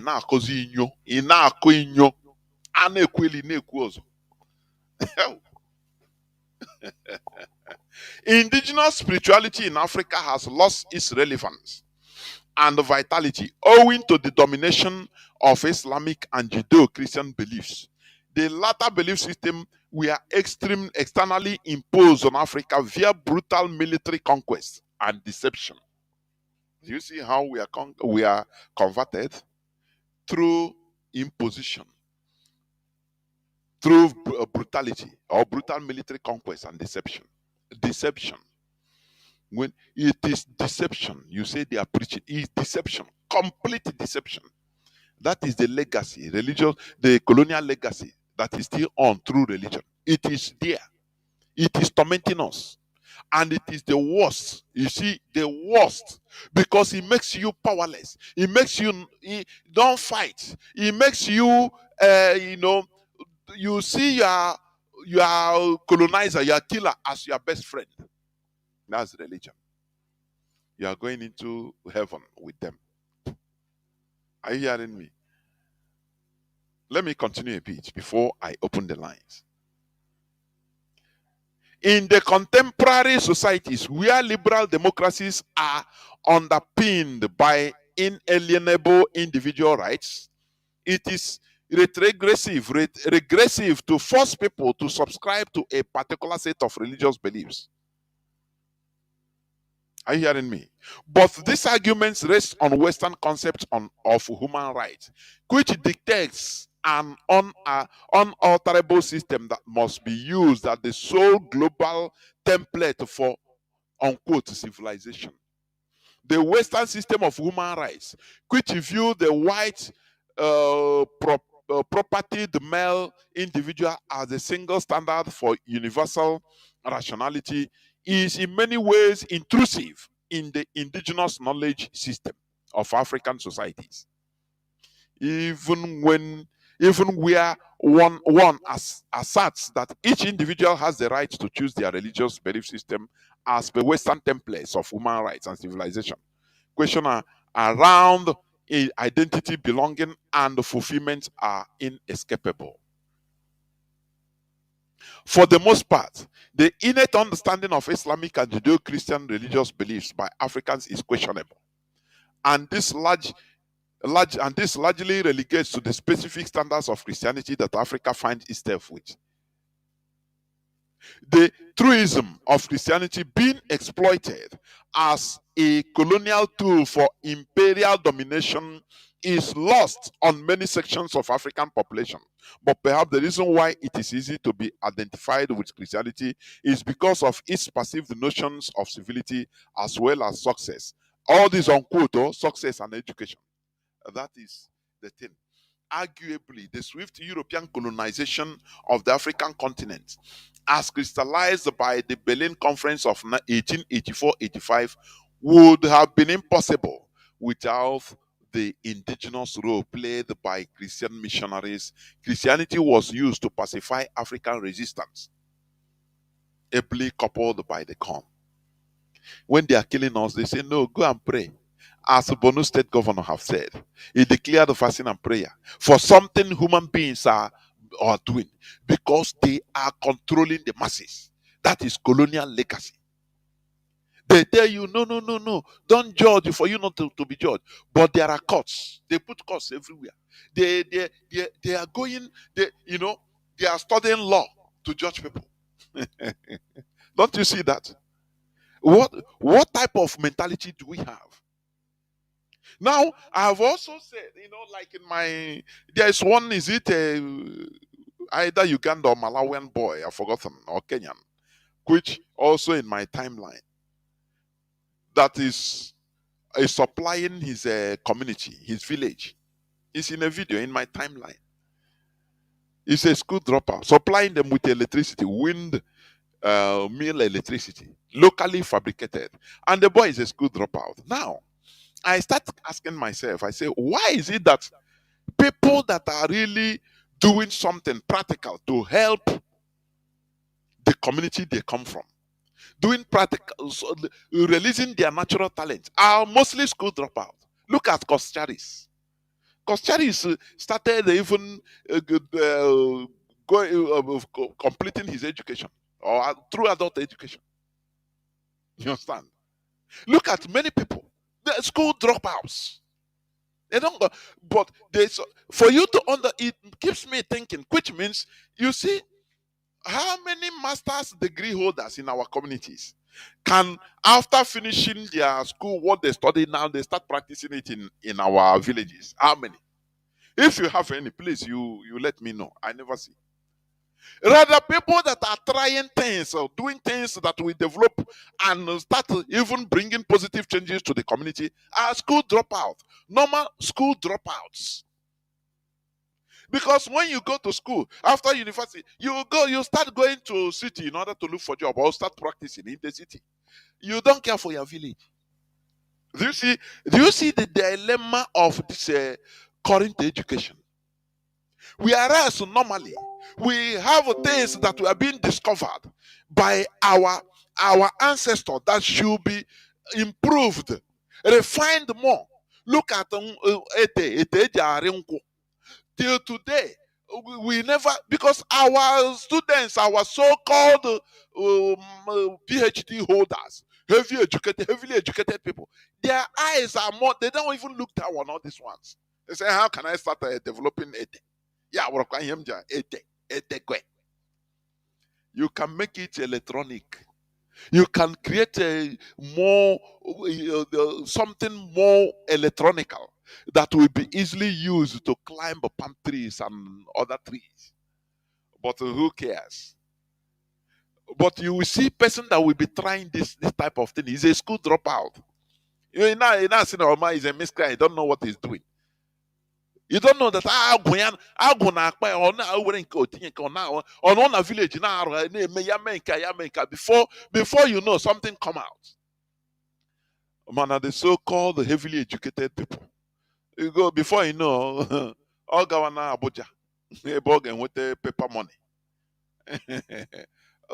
Do you normally think even what I used to think? It makes me wonder. That's why I put that post. I say, but why? When you look at all these natural talented individuals in our land, you see that most of them are school dropouts. Look at the one that invented this, is it radio activated electricity in Zimbabwe? That they want to steal the technology from him, America and everywhere. He's a school dropout. He started doing, some will even be calling you that you are mad. That this guy is mad, or my your name. Because we look down on our own education, on our own local form of education that is natural to us. We start looking in. I will touch, don't worry. Another day, the topic on the legacy, continuous colonial legacy, will be educational sector. I will touch it. I don't want to preempt. But let us look inwards. Because religion is being used. It's one of the heavy tools of legacy of colonization or colonial legacy that is still lingering in us, and it's very dangerous.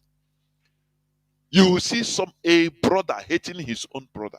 Look at what is going on in the social media. They prophesy to somebody that, look, the person that make you to your wife to be sick is an insider, creating confusions in families, and the families are the fabrics of the society. Without a good family, there will be no good society. Are you hearing me? Are you hearing me? That is what the CIA used in breaking black families in America. In this UG, black Americans, African Americans, Jesus.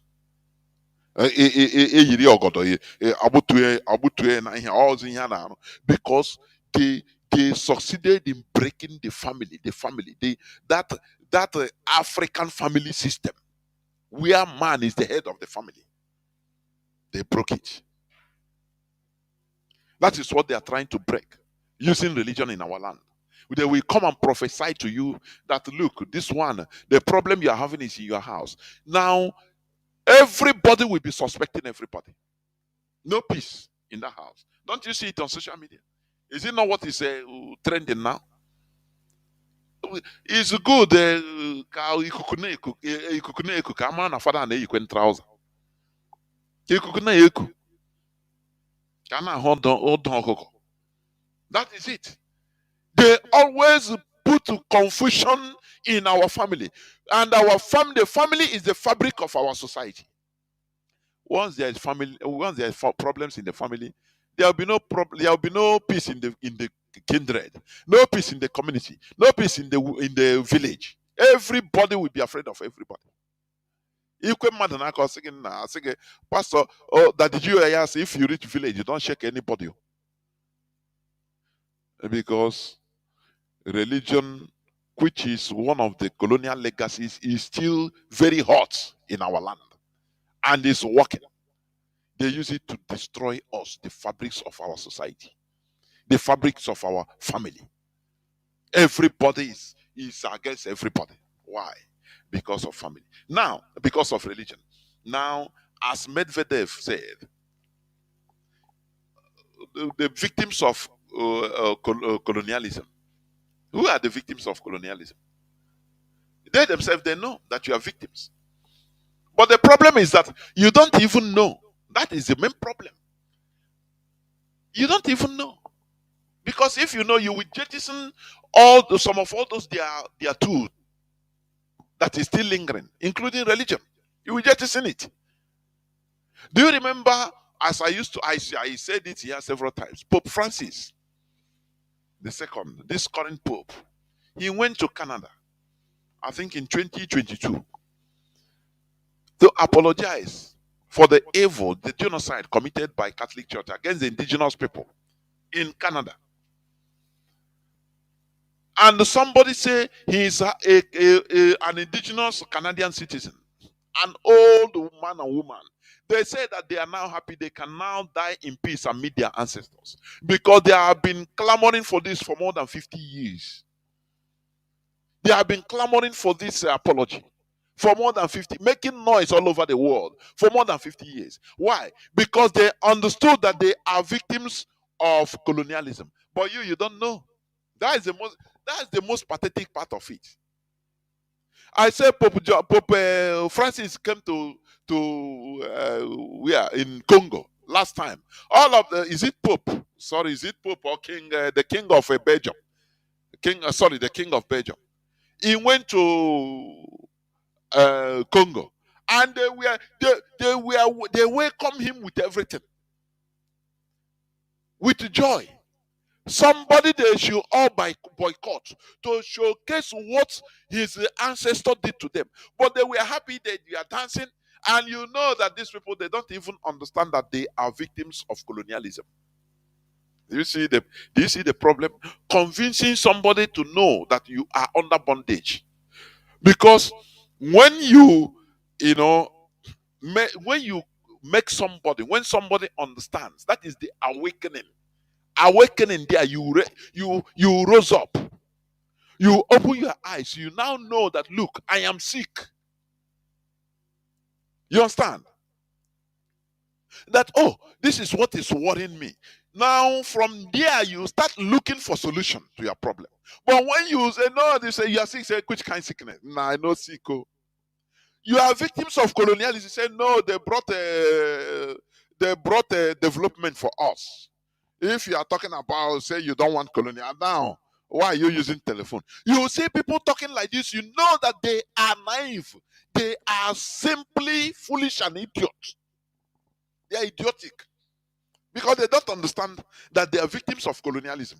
Now, even in the plenary session of United Nations, where Medvedev started this, imagine that you have a population of Biafrans or Nigerians there that are very, I mean, more Christians than Pope. They will ask this man, but who are the victims of colonialism? What do you mean? They brought us a coat we are wearing. Colonialism brought education, but you don't know. They are they are naive. Do you understand? And being naive, lack of knowledge, it kills. Are you hearing me? You know when they say you shall know the truth and the truth shall set you free. That is knowledge. Truth is knowledge. Once you know something, that thing you know opens your eye. Now it will set you free from that ignorance. It can set you free from death. Are you hearing me? That is what we do here. That is what we do here. Now, what we are preaching is this: for us, in order to understand that one of the tools of colonialism, that is one of the colonial legacies in our land today, is religion, and is still highly active, and is the worst form of weapon. Is the worst form, the worst type, the most dangerous type of weapon of keeping us down as victims of colonialism without knowing. Because when you go and meet somebody that he will quote for you, why? Ah, you are calling me. Ah, come and you are. It was come and receive. I receive the blessing. I will pray for you, without knowing that he is a victim of colonialism. You don't know. Today, Christian churches in Africa own vast swaths of private property without significantly contributing to the national treasury. Religious organizations in Nigeria and many other countries of the world are not taxed. They don't pay tax because they are classified as not-for-profit incorporations, that is, non-profit organizations. That is what they go lie, they feel, they form. Non-profit organizations. But are they non-profit really? That is lie. Is it Adebo? You say you have made money that will for that the GO, is it Adeboyo or Adepoju? He has made money for his future generations. They can no more suffer. How did he make it? Through the church, non-profit organization. Religion remains one of the continuous colonial legacy in Africa in general and Nigeria in particular. It is. We need to break this bond. It is killing us. It is bringing us back. It is, building ignorance in our heads, and people don't know. So this is where I'm going to stop, and I will go into a few minutes break. But before I do that, okay, I will read the IPOB press release of today during the closing remarks. But I will go into a few minutes break so that when I come back, I will open the lines so that people will start calling in, including people with opposing argument, please. I love that. If you have opposing argument, please do not hesitate to call. Do not. This is a family radio. We don't cajole each other. We don't insult each other. Rather, we make sure that we awaken each other through, profitable debates, through symbiotic debates and civilized debates that will profit each and every one of us. Please do not go back, do not go away. I will be right back.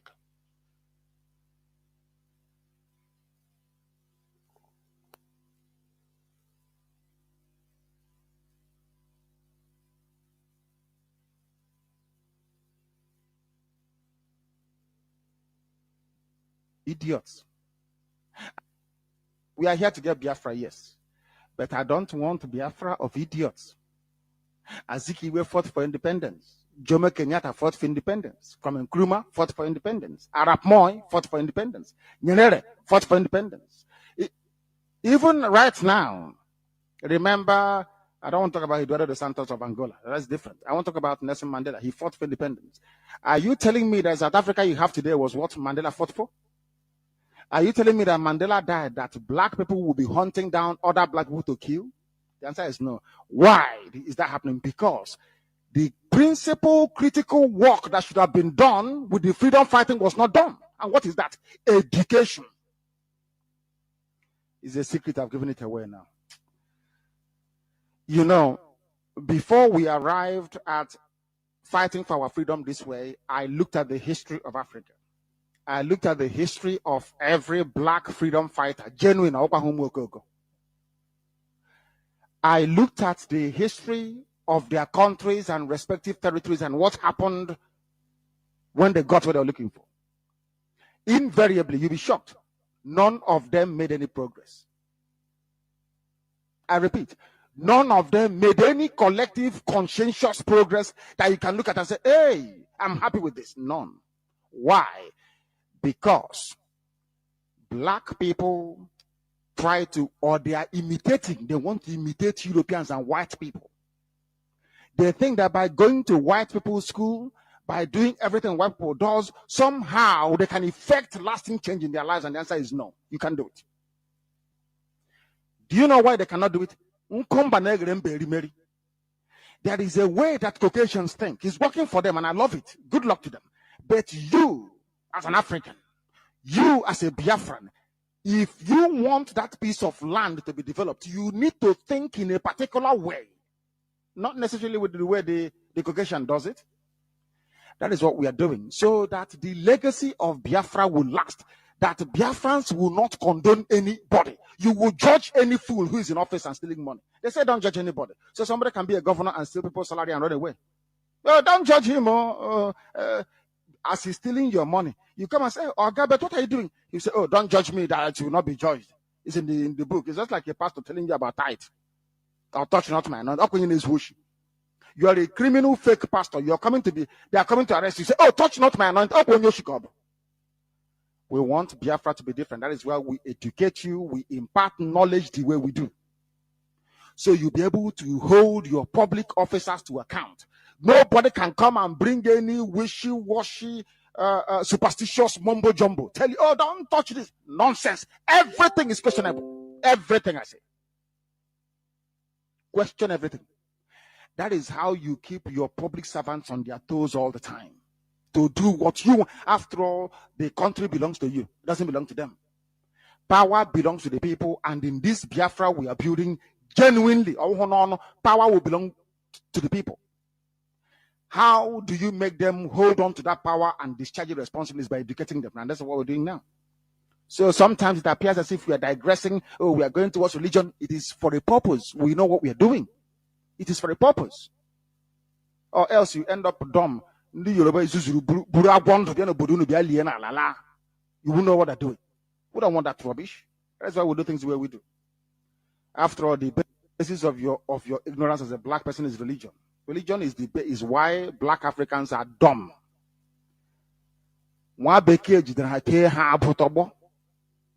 By the time you come away from this bondage, my goodness, that is why we are the way we are.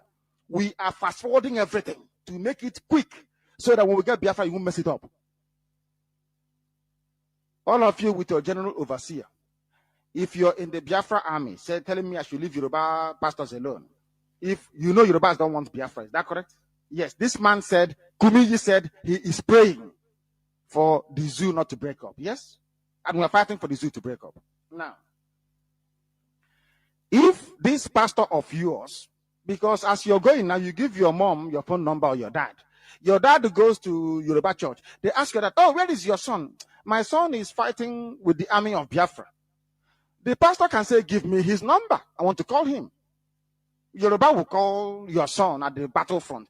If your son did not receive this education now, or is of a weak disposition, he'll say, okay, yes, so my general overseer, Pastor Kumi, man of God, said I should not fight anymore, that Nigeria is better for me. Since my man of God has spoken, I have to do what the man of God said. Rubbish. Now you understand why we are doing what we are doing? We want to undermine everywhere the devil will come from. Plugging all the holes that the devil will come from. Welcome back. This is Radio Biafra House of Service coming to you through Radio Biafra London. My name is Mazi Jonathan Chinedu from Alo province of Biafra land. And we are here live and direct. Today is the 17th day of February 2024. That's about Botiori. Remember, today we are on religious discussions, and the topic is about religion being one of the continuous colonial legacy in Africa in general and in Nigeria in particular. Our lines are now opened. Our direct line is +1 213 328 6224. I repeat, +1 213 328 6224. Our WhatsApp and Signal line is +61 405 142 547. I repeat, +61 405 142 547. You can call us and give us your view. Even if your view is different, please, I will welcome it. Let us have a very healthy debate, please. Very, very healthy debate where we can learn from each other. That is my own, please. I don't shy away from debates because nobody knows it all. With you, I can learn. Others can also learn. If you also want to ask questions, you can ask. If it is something I can answer, I will do. If it is also something that other people can answer, they can call in to also answer, and we all shall benefit from the question. Let us also learn how to be civil in our dealings. Civility is also the key, because this is not personal issue. We are not fighting each other. What we are doing is, scavenging for the best for all of us, going into facts and figures so that we can all benefit and our nation, and use it to construct our nation for our collective interests. I have callers already lining up, but I will start by this direct caller. Let me see. Direct caller. I think it's gone. I don't know. It's gone. Let me get a caller from Mazi, please. Welcome to the program. Can you hear me, please? Let us be making it as brief as possible so that I can take other calls also. Mazi, can you hear me? Caller on WhatsApp. Yes, I can hear you, Jonathan. There we Mazi, you are the first caller. There we. Thank you. Are you hearing me very well? The whole world is hearing you. Please go on. Okay. My name is Chukwu Emmanuel. I'm speaking from my location. I greet you, my Jonathan, as always. I greet my leader, and our leader, Mazi Nnamdi Kanu, the man who set up this platform to expose so many evil that was hidden under the roof of heaven. I greet you once again. Today you touch many things, just as always. I want to start. There was a clip you played there, I think about 3 days ago, about one Liberia. This man started that he went to school in Nigeria sometimes ago. And he started to say his experience on what we call religion, Muslim, and his experience. And there was a time this man tried to think what is going on. He said he decided to keep religion by the side. It is a very big, something for somebody who has sense to think very well. Anybody that is taking religion as a first thing, you are making a very big mistake. Because what white people did in religion is to make sure Africa in particular will be forever slave for them.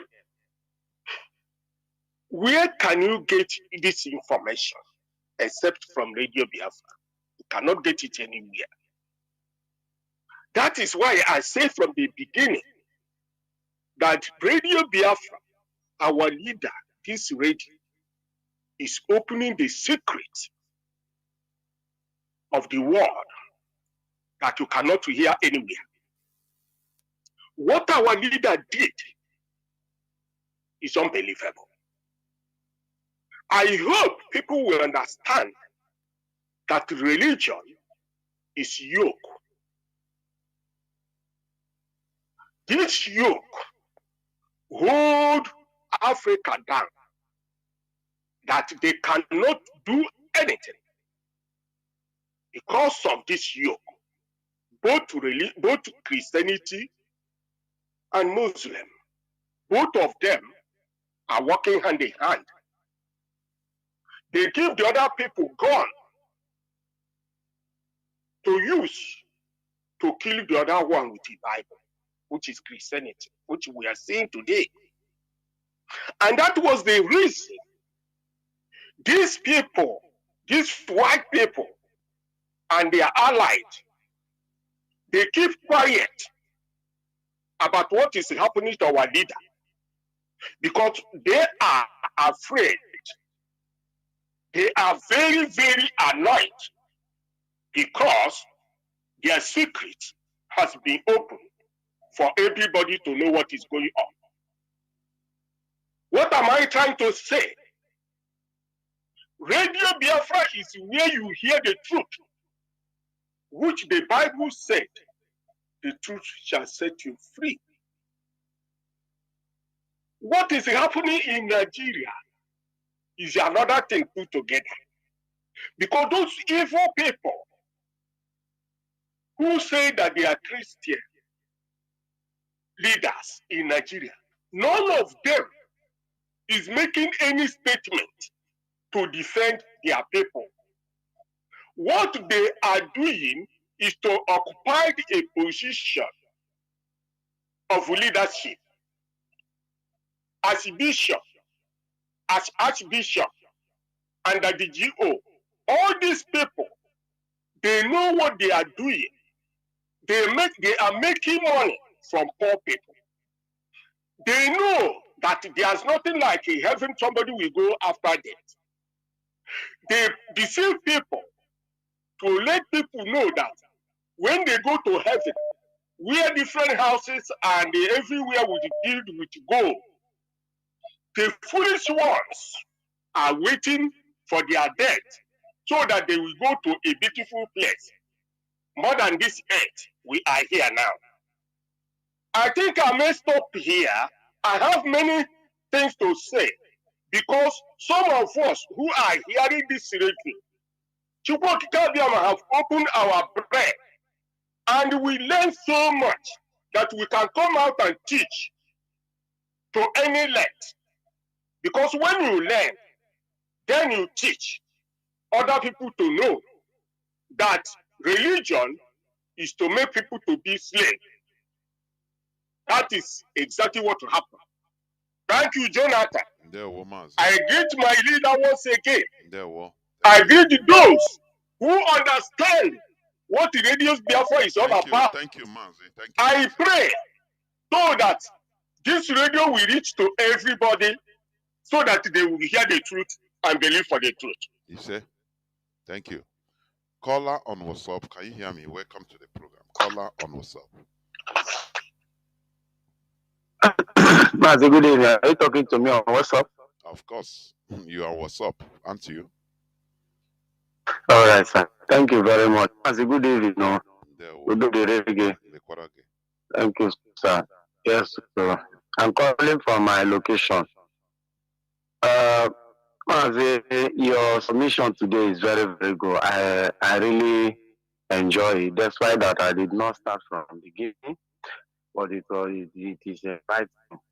Really, this religion has really caged us. Mostly we that are in Biafra land here.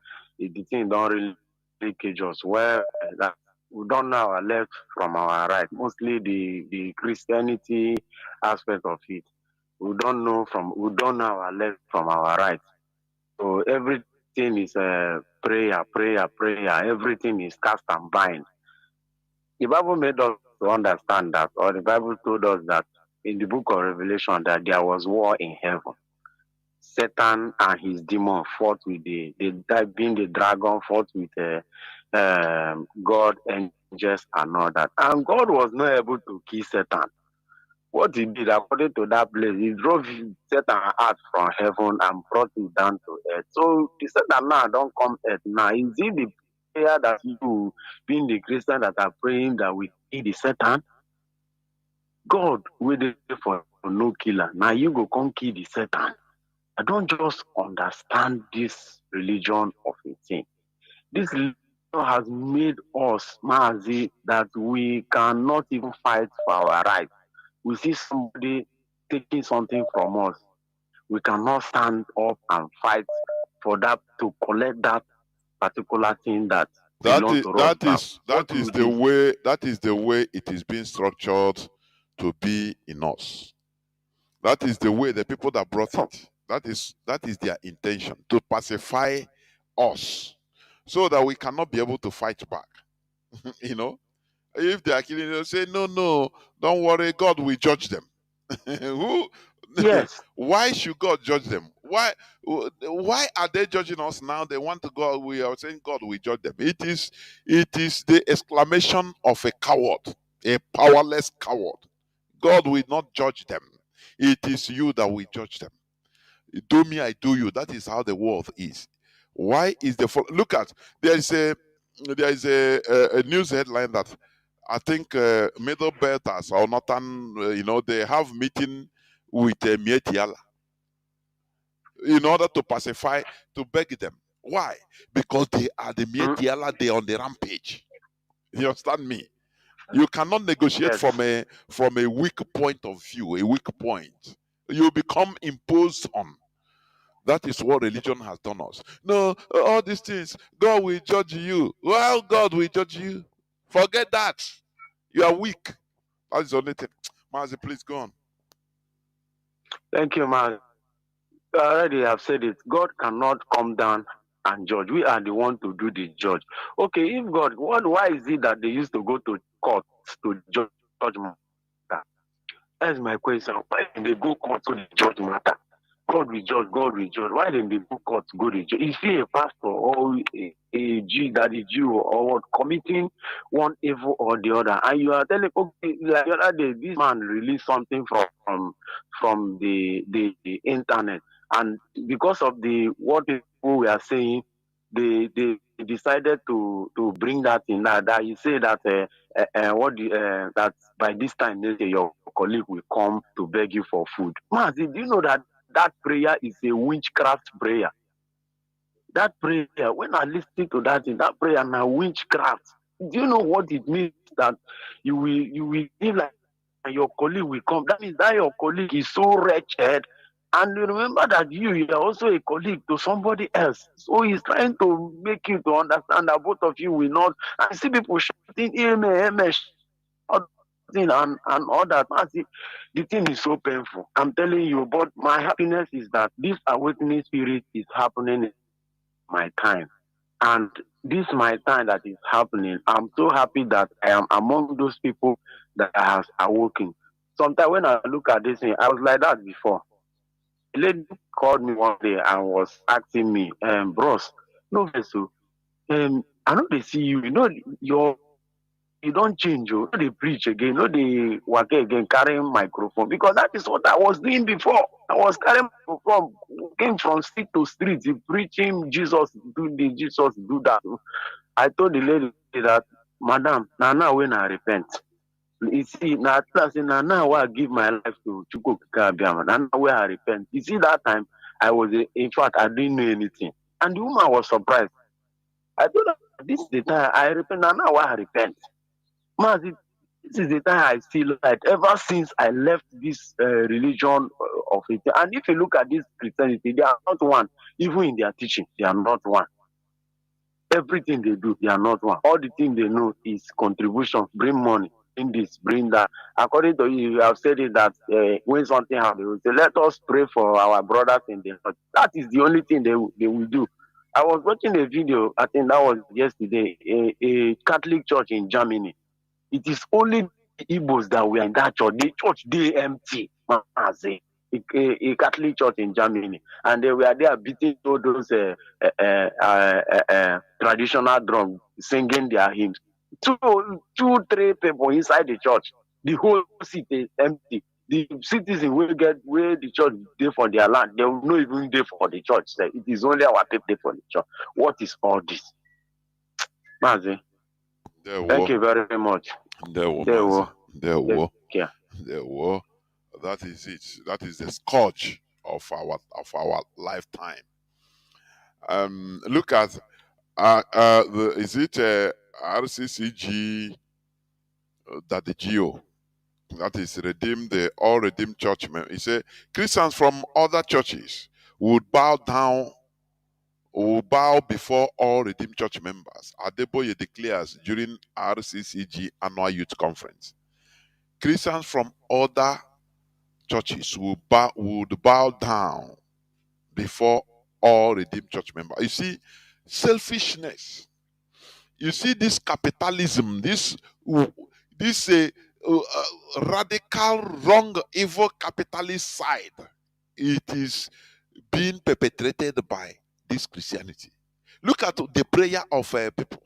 Their own church member, everybody will bow down to them. What does it mean? They don't want the goodness of every person, community. That is everybody. All that matters to them is, their own, their family. In Igbo, our own tradition, it is onyagala nwanne ya. Na ụmụnna nwekọ akụ iru na obi laa. Before the advent of white man, we do things in Igbo land as a community, cooperative.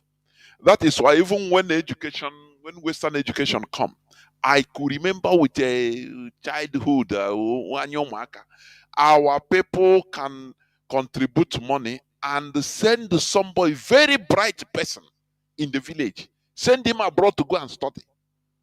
With communal money, all those things, they are no more. This is what our tradition teaches us. But Christianity came to thwart and said, just, you are praying for your goodness. When a catastrophe happens to your brother, instead of being sad and making sure that you walk towards, let the thing not touch any other person, you go and start giving testimony, working hard, so that praying more, so that thanking God that it doesn't touch you. It will be other people's portion, not you. Only our portion. Only can Nigeria will portion on your. As long as the government is bad, it's bad for everybody. Only can a junior. Not insecurity. That is how it is. So they profit in order to exploit, to divide us more. I pray so that only care will not be your portion. Who tell you that? Caller on signal, Mazi, Chris, welcome to the program. There were. Good evening from Mazi. There were Mazi. Yeah, thank you very much. I have several occasions tried to chip in, but I couldn't be able to, like Ghana, they carry hot tomorrow. Mazi, a lot of things have been said on this program, but I wasn't able to call in. Let me begin to start from today's program. I didn't start from the beginning, but I have gotten some things you have said here.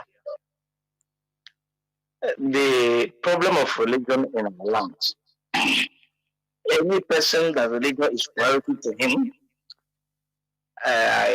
for me, that person has not even repented. Just like our brother said that he has repented. This is our last call. He said he has repented. Before then, he hasn't been repented, but today he has been repented. That is what we need in Biafra land. For people to understand that going to church every Sunday, you go to church and dance and come back. It's not knowing God. It's not doing good. It's not by doing that makes you a good person.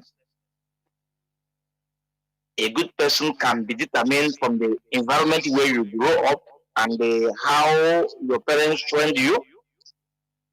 It can make you to be a good person. Not going to church. Sometimes they change all the things. It seems as if you are going to church on Sunday, come back, pastor preach to you, and you become a good person. No, that's where our people are being confused somehow. They think that they are attending church make them a good person or make them to repent or being very kind to people. And the major thing that confuse our people. Some of our people are lazy. They're not doing anything. Maybe they are jobless. They don't have anything to do. Every day every day pray. Maybe one day somebody just call him and give him some offer or dash him money or position him somehow. He will believe that the miracle has gone, that God has answered his prayer. Coming to what you have just said now, my brother. When I was small, those days, we see the harmony within the community. I know somebody from my kindred where my mother and others contributed money to send him abroad to go and study. But what this year, the boy you just said about them now, this Yoruba churches, deeper life and all that, what they brought to our Igbo land is unforgivable, unpardonable sin they brought to our land. Every day they come and tell you, hey, no, somebody, maybe you go to school, you haven't got a job. They say somebody sat on your certificate. That is why you have not gotten a job. Or those days, nobody have not found out the kind of sickness and maybe something like heart attack. People just can even get heart attack and just die. The next thing, somebody did it. Who did it? No, I can't just tell you. Or just believe it. This is the message of Holy Spirit. Where did you see the Holy Spirit? Now, there's a question I used to ask those that believe in church, even our Biafran brothers, those that are very, very powerful in praying, they brought the time. I want to get one thing from that. I've asked this question several times. I used to ask them this question. They said the writing of Bible is by the inspiration of the Holy Spirit. That the Holy Spirit inspired some men or some people, then they wrote Bible. Then the same thing applied to the Islam, because the Islam, maybe Muhammad, the Holy Spirit of the Islam people inspired Muhammad to write Bible. And are we worshiping one God? They said yes, we are worshiping one God. Then how can the Holy Spirit of God of Islam inspire the Muhammad to write Bible to ask him to marry many wives? Or somebody still let him cut in hand? And why in the Christendom, they are different. They actually you go to jail or they put you in prison. They don't cut your hand or they forgive you. God is not maybe Chukwuka is not the author of conviction. He cannot just tell you, inspire a man to write different thing this way and go the other side and write. And let me tell our people today, this thing you are reading in the Bible, anybody giving a reference from the Bible, it's making any sense to me. Don't come to me and give me any reference from Bible. Talk to me with your logic, your sense, not from the Bible. You are giving me reference from the Bible. I don't value you. Because those that wrote Bible are not genuine. They are not genuine. I must tell you that. And Luke did never write any Bible. John never write any book. James never write any book. And these people are the Jewish people. Their name can never be John, Peter, Paul, and all those things. Go and find out the definition of John. John means toilet and the humanizer, maybe. Go and find definition of John today. Amy Chris said it. Find it out. And then you will know whether this kind of person can baptize Jesus Christ. Somebody who has such name. It just may be a nickname that somebody gave to him. A man like that without a meaningful or very cogent history in life. So, my dear brothers and my fellow Biafrans, anything concerning religion, please keep it aside. Another thing I want to say on our certain platform we say here, sometimes where people think that somebody kill fowl or kill goat, you see blood of goat or blood of fowl, that's what makes the charm work. If you are now, I hate those governing Nigeria. If you feel that killing a goat can kill like somebody like one goat and kill the person. So, but you cannot kill a goat and the demand for the death of another person to occur. It cannot come. It can never come. The only thing that our people make some mistakes, that is a scientific work, bringing leaves and the root, mix it together, and they give you a very good answer. That is what we could have developed for a very long time, and utilize it for other things that can benefit our life. But people see it as if killing goats or dropping sweet. Somebody said dropping sweet in a junction or dropping egg in the junction. That is the charm. That is not charm. Those days they are demanding for all those things. The word those days is goat and fowl and the cock. That's the word. So any native doctor or any traditional doctor asking you to give me goat, that is to pay him back for what he has done for you. It doesn't mean that he used that goat. That goat is curing the disease, or he used the goat to cure everything. No.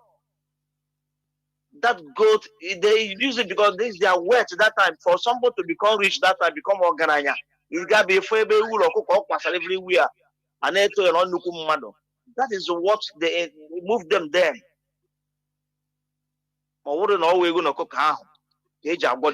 Place. Got the tricks they handle. In any country, no one even even what they told us about the story of the fiction story of Christ. On your saying as already. So this all one there. So you have to know all these things. So never think that all we will cook. But now actually Janozo, no you America, all one be effective or a scientific work, maybe what I'm going to teach me say on your answer. And all the very simple to our place. Our people can do it. Mazi, can come here because I got thank you very much. There were. You are right. And when it's stupidity in all this belief, honestly. Look at when something natural disaster occurred in Brazil. Oh, when the zoo, our people now we have to chat their battery. Say, hey, God have struck Brazil for talking against I don't know what, talking against Jesus. Yeah, now they start talking it to you. Yeah, how come now? Which kind of primitive people over here in Kabiko? Something that can happen anywhere. People that don't have electricity. People that no, God is not annoyed with them. God never strike them by not giving them, making them to start, not to even be able to charge their telephones. If you reach suffering everywhere in our land, they are mocking a country that is 1 million times better than them. Oh, they talk against Jesus, so that's why you see that religion makes people stupid, completely stupid. Caller on direct line. Let me go to you. Caller on direct line. Can you hear me? Let me see.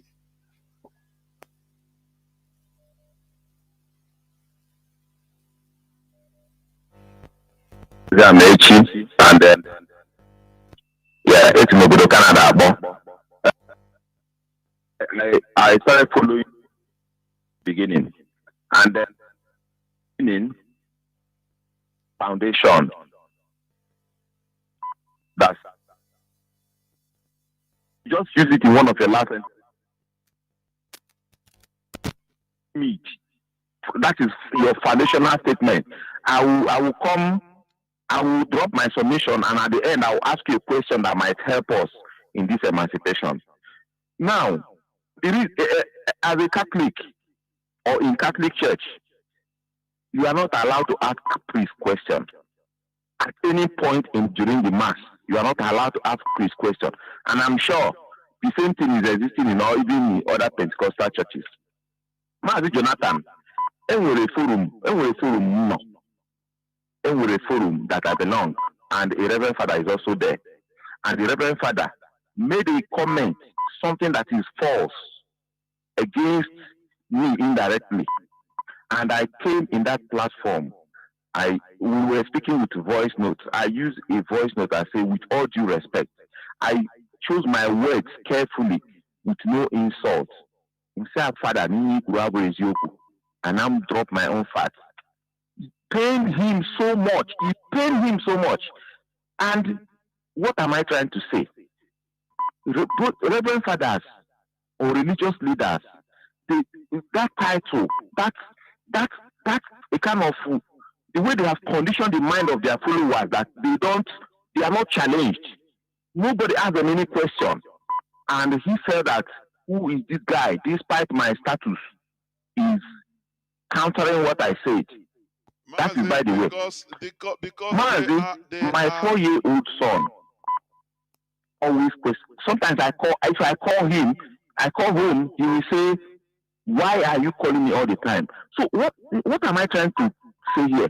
The Western world, a kind of boldness that they inculcate in the kids from beginning. They learn to ask questions. Unlike our people, I need the docile. Even in interview back home, eager interview, email your interviewer and face to face. They will see it as okay. If another is talking to you, you look the other face to face. Sometimes it will be an insult. But you look downwards, they will see it as a mark of respect. But in this Western world, if you look down when they are talking to you, they see it as coward. Mazi Jonathan, in the top there in Canada, it is in my province, and we came to Edmonton, the capital of Alberta. I can assure you now that is equal. That thing you said is the news they put out there for the world to hear. It is different from what has been happening if you are on ground to see how the youths are reacting. Because you know that Pope came to apologize. And when he finished apologizing, I was watching that program live on that parish account. I was watching that program live. And so many Canadian youths were so angry. They said that is not what they want to hear. That, look, can you stand in a law court and say you are sorry? The next moment you'll be in jail. They say, Pope, since you are apologizing on behalf of Catholics for how many people, you should go to jail or you pay them compensation. That is the only way they will get justice. But they put out the news to the world that they pacified. So we are in on a different part of the world. We are in different part of the world. Now, let me come down to when you mentioned Obadiah Malafia. Obadiah Malafia died like a coward. He took a kind of cue from what Nnamdi Kanu is doing. He tried that speaking out with bold and courageous speech will end just in talking. On one of that name with tactics, he spoke without applying wisdom. How to run away from the evil. You are sitting in their middle and you are criticizing them and say you are not going to run away. That man is a waste. He wasted his life for the benefit of all of us. Mazi Jonathan, let me come down before I ask you a question. In those days, you mentioned about missionaries. Immediately after colonialism, missionaries took over. to sedate people, to make people feel better, and indirectly they are still doing the same work.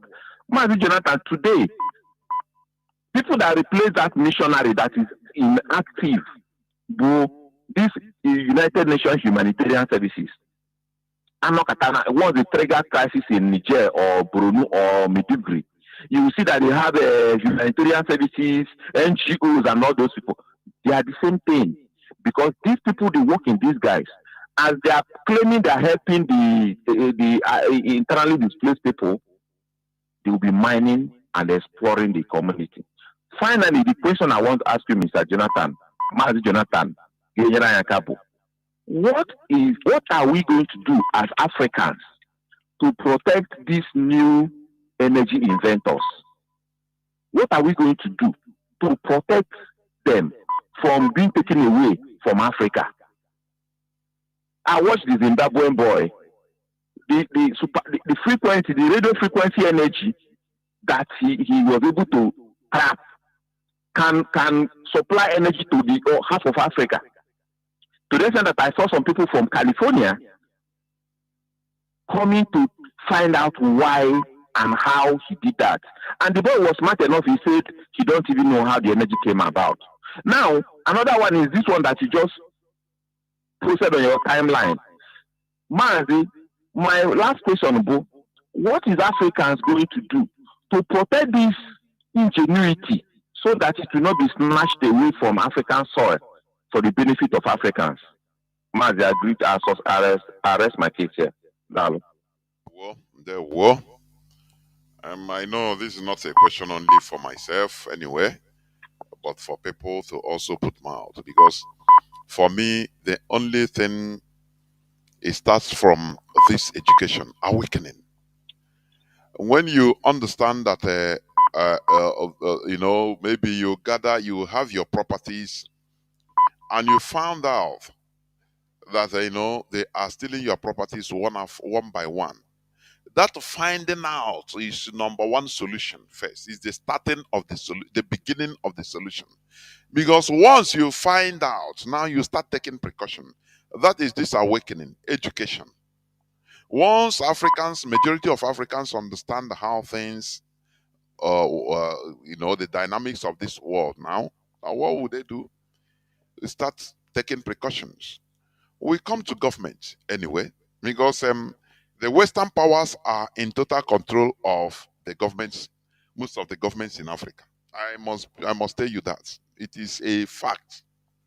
They are in total control of the governments in Africa.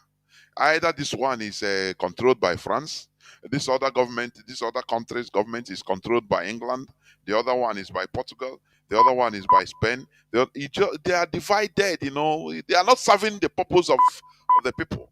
So that is why going back to our roots is everywhere, is in everything for us. We have to devise a system, our normal local system that we baffle the Europeans. That is one of also the whole thing.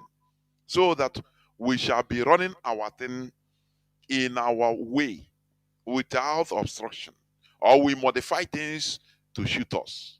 Not this so-called democracy, that the useless type of democracy they impose on us. That is another thing. So I will talk more later, but people are calling anyway. So let me go again. Please call us on WhatsApp and Signal. Hold on, I'll come to you. Caller on direct line. Can you hear me? Please, welcome to the program. Can you hear me? Caller on direct line. There, Mazi. Mazi, go on and make it brief and straight to the point, please. If you make any threats, I cut you off. You know me. Jonathan, Biafrans, I want to come in here we are Biafrans. So that we will not be deceived by religion. May a father, may bishop, may pastor. I allow one. By our name alone, we have to know that we are the children of the Most High, the owner of life and death. The world, they don't even know what is happening. The only option they had is to release our leader, because there is nothing they can do. And then Jonathan, also religion or truth. Na Nigeria. Why Fulani Mohammed is in the Christians, Jesus Christ? Common sense. Before our eyes, all the religious leaders, again I have to may our father, may bishop, may pastor, again I have to Jonathan. We are not threatening anybody. We are telling the world to allow us to be free. This generation is not happening anywhere on this earth. I'm working fish car. I Biafran. That is the when I got an I'm a full more one. Like that. That's Jonathan. Yenilena Kushira, Goyana, Pedia, Amala, Church. Amala, Church. And the work Omada, Tafran, what type of nonsense is this? That is it. Biafra restoration, they can give you questions to put them there. Now, present generation, let the whole world worship their own God. We, the Biafrans, that's the Nnamdi Kanu. We worship the owner of the earth. The owner of Tinubu, the owner of Joe Biden. That's the Jonathan. Our monkey can Joe Biden, all the Chineke. I know what's in here about him. Our one, ever our Beluba, that is the most high. That is Jonathan. I'm telling you. But when you're going to lie, I got kind of law by lying. You got. The teacher don't say, H.O.J. Yana knows is an address of state. Tell them about that dead. Don't do that dynamic or threat. Tell them about that our leader. That's the Nnamdi Kanu and the no scratch. Check now. That's not the way. That's it. That's not the word. All the leaders in Biafra land, all of like a giant useless leaders. All the Jonathan. All Biafrans.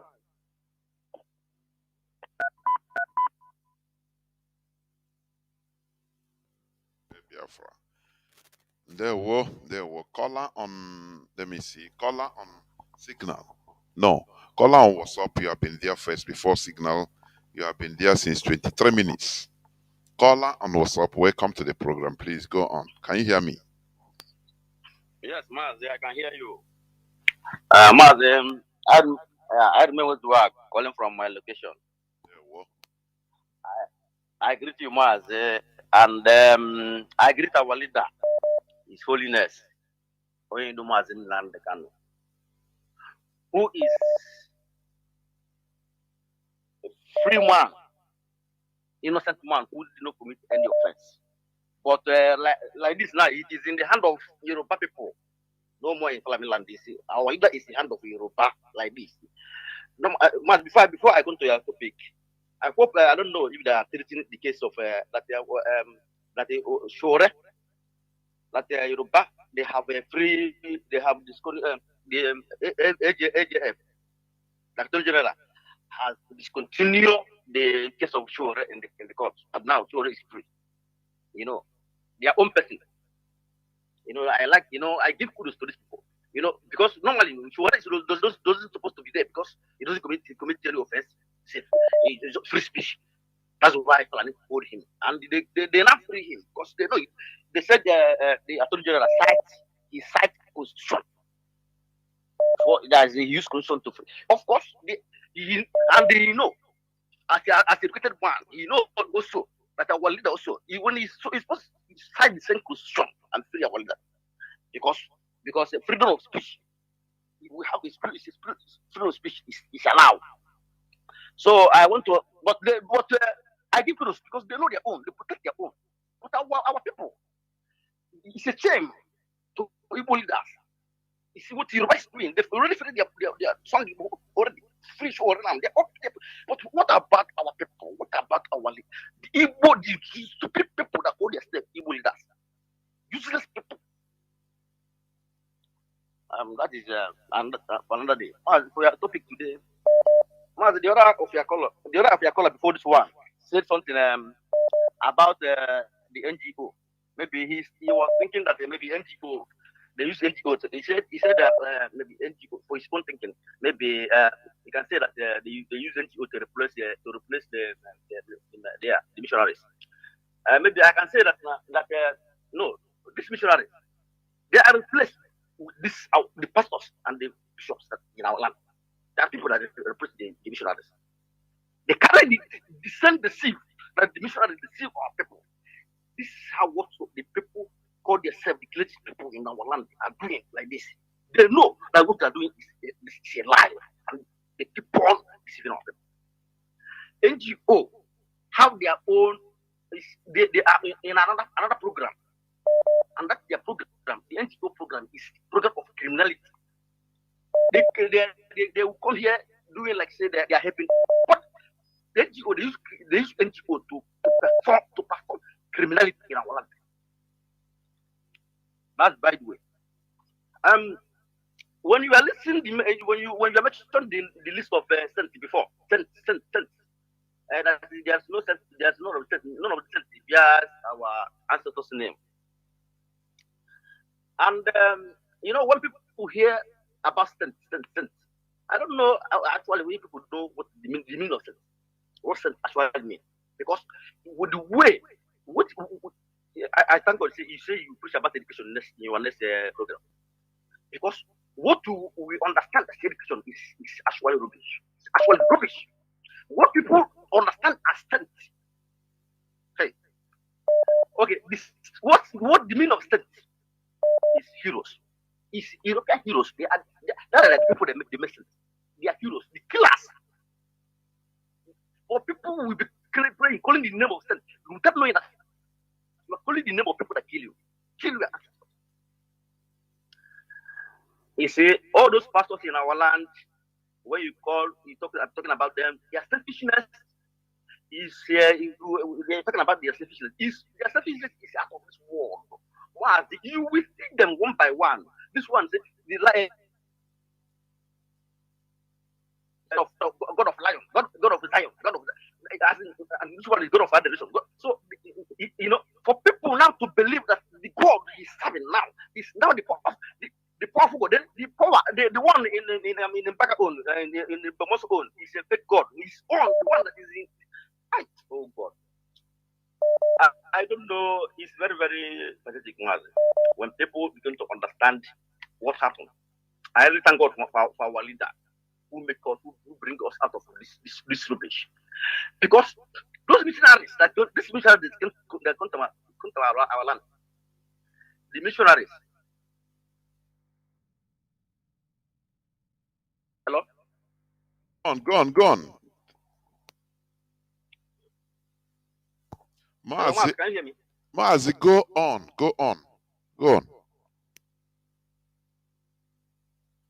Why do you stop? Mazi, go on. Goodness me. Caller on signal. Can you hear me? Caller on signal. Go on, please. Yes. Mazi, Franyichuku, there. Good evening. Yeah. Good evening, Biafrans and lovers of freedom. My name is Ifan Chukwumada Abuchi, and I'm calling you from the Netherlands. I will reiterate what you said, my brother Jonathan, when you are starting this program or somewhere at a point. When we talk about religion, we are neither against, we are not against any religion nor denomination. What we are engaged in is introspective dialogue. That is thoughtful discussion and exchange of facts as its consensus, and it could be better for our society, our people. And so, in that case, I'm thinking the clergy in Biafra land, as its consensus, if they are doubting that their allegiance and the interest they are covering is either of Rome or Canterbury or America or wherever their church comes from, why haven't they made it point of duty to preach the gospel of Biafra restoration in their respective churches? Because people look up to them. Sure, there are some reverend fathers and pastors and other clergy that are either in support or even in our IPOB family. Of course, there are, and they are part of us. But what I'm saying, they haven't taken it as a point of duty to educate our people in their churches. If you think that if you say it in the middle of the sermon, that it will be like maybe somebody there will give you away to the illegal authorities, you call the youth and impart them the need to support IPOB. Even if you are not in the movement, in the IPOB family, you tell them to support these people, that what they are doing is where we are. Or don't these priests and pastors know that when they fly, and God forbid if they get their way, that Christianity they so want to protect and the freedom they want to protect will no more be taken for granted? Because their value system, the Fulani value system, is antithetical and incompatible with our Biafran value system. Why those who have learned for years to become priests and pastors and bishops, why can't they call old men after advising youth? They will be amenable because they know what they have been, what they're passing through. And then you call the elders in airport. If need be, tell them to everybody switch off your phone. So no video, no, just tell them gospel truth. The papas and mamas, support your children to support Biafran restoration. And you people of means among us here, support Eastern Security Network, because our people, ndị Igbo si na onye na-eche mkpa udo na-akpafega ịta azụ. Meaning now, if you are going to make peace, you have to put one hand with a punch behind in case the peace doesn't work. And with the Fulani invading our forests and raping and pillaging everywhere, you know, they don't understand concept of peace nor coexistence.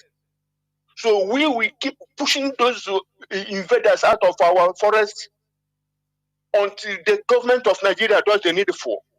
We don't want to fight them. We don't want to fight Nigeria. What we want is referendum. But we're not to lie down and wait for France to chop off our head to show that we are peaceful. So that is what we are trying to say. The allegiance to foreign headquarters and foreign ideologies is putting our people in danger, in mortal danger, not just danger of starvation or hunger or unemployment. But if I may deviate, people are now shouting, Tinubu don't kill them, Tinubu don't kill them. It is because Nigeria is unworkable country. In a Senate climb, all the people who have worked in the 8 years of Buhari government will be arrested and give account of their stewardship. Because they are the people who pillaged and looted the country dry. And now Tinubu is taking the hit. I'm not Tinubu's advocate, and I can never be. But the only thing I'm asking Oga Tinubu is, first of all, to release our leader, Mazi Nnamdi Kanu. You know that he has done nothing against anybody nor against any law. And then give Biafrans, being an old man as you are, you know the plight of Biafrans in Nigeria. And as a mature man waiting for God, give Biafrans referendum to go and form our own, govern ourselves. We're not asking for much. We're not asking for handouts. Every palliative that is being shared in Nigeria, they don't give it to the people of the East. But they want us to come and lie down and beg like Alamajiri. As long as Chukwokika Biama lives, Biafrans will never be Alamajiri. God will sustain us, and we will sustain ourselves by the sheer hard work of our people and our brotherliness and taking care of ourselves on Ruben also. And coming to that, there was a question, one of our brothers, I think from Canada, if I'm not mistaken, about that guy in Zimbabwe who found how to tap energy from the air. The only solution to that is having a country that is truly independent, so that the government of those places will take control. Don't even allow these people to come and near these people. Before they use one chemical to kill the boy, after shaking their hand, they will go and die. No. Their home governments have to protect them and finance them to mass produce those products. These are magic that God has given to Africa. You can see a lot of it in Biafra land. People who didn't go to school will be building electrical things and machines that you cannot even build if you graduate masters in mechanical engineering. And it behoves to the government and the people of means among us to support those people to remain at home, so that those foreigners cannot come and poach them. There was a guy in Biafra land who was building drones, and nobody looked at him as if he was serious. And eventually I heard that one European government, let me call the name, has come and poached him and taken him to their country to learn, to expatiate on his invention. So what we are saying is that the religious practices, before I forget, because our clergymen of all denominations must start telling parents to give our children our names, our Igbo names. If your father's name is Okeke, you can be Chukunonso Okeke. That has meaning, that has reach, and that is praying. Chukusomuankwo. Not Oscar Okeke. What is Oscar? For the life of me, I don't know what is Oscar. And so forth, many names like that. Our people must know that we have been played. If you say you don't know that we have been played, where were our first brothers when we are being genocided in Nigeria? Where were they? Where were they after the war to help us to come up again? And where are they now? Where is Canterbury? Where is Rome today, the day that Biafrans are still dying, still waiting for independence? They are not talking. The only thing they want to do is to want us to remain in Nigeria and die in Nigeria, and it is okay for them. But in their own country, they have their nation states. We don't hate our neighbors. We don't hate any religious people. But they must know that in Biafra, the government, the law of Biafra will represent our values. Anybody who wants to live there must obey our laws, because we cannot be a country like Nigeria where there's no rule of law. So what we are saying is that religion was used to control us, to control the colonized world, but it happened that when they were living, religion is still like hand and the leg cuffs in our people, because professors and learned men, noble men, traditional rulers, they are all sheepishly following this thing. We are not dictating what religion you be in, because a lot of people, those who love me and those I love, are in one religion or the other. That is not the issue here. The issue is that we must know that this thing was used to domesticate our people. I cannot start reading, because we have been reading the.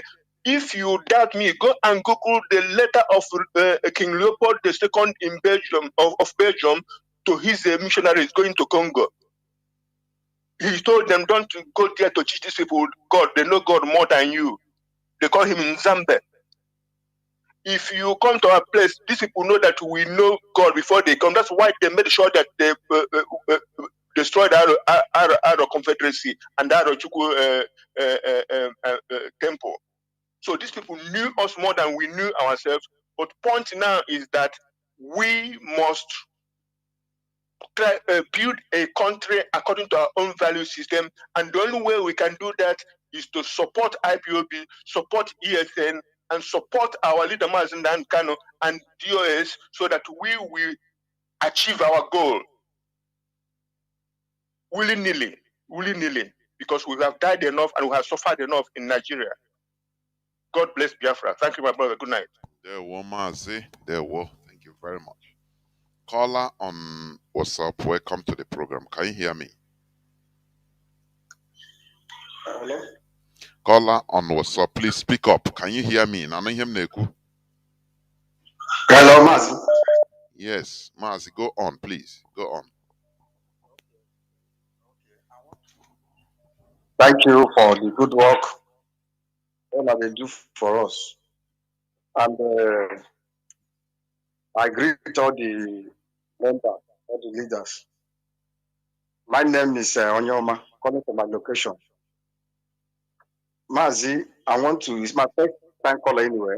I want to go straight to the point of today. Mazi, the issue we're having in Biafra land is a Bible study. Bible study is one of the problems, and there's some people like where I am, close to Pastor Ojakilome's house. We will see a lot of our brothers from Ibuocha, from River, from Calabar, from Imo, will be coming to learn how to read the Bible.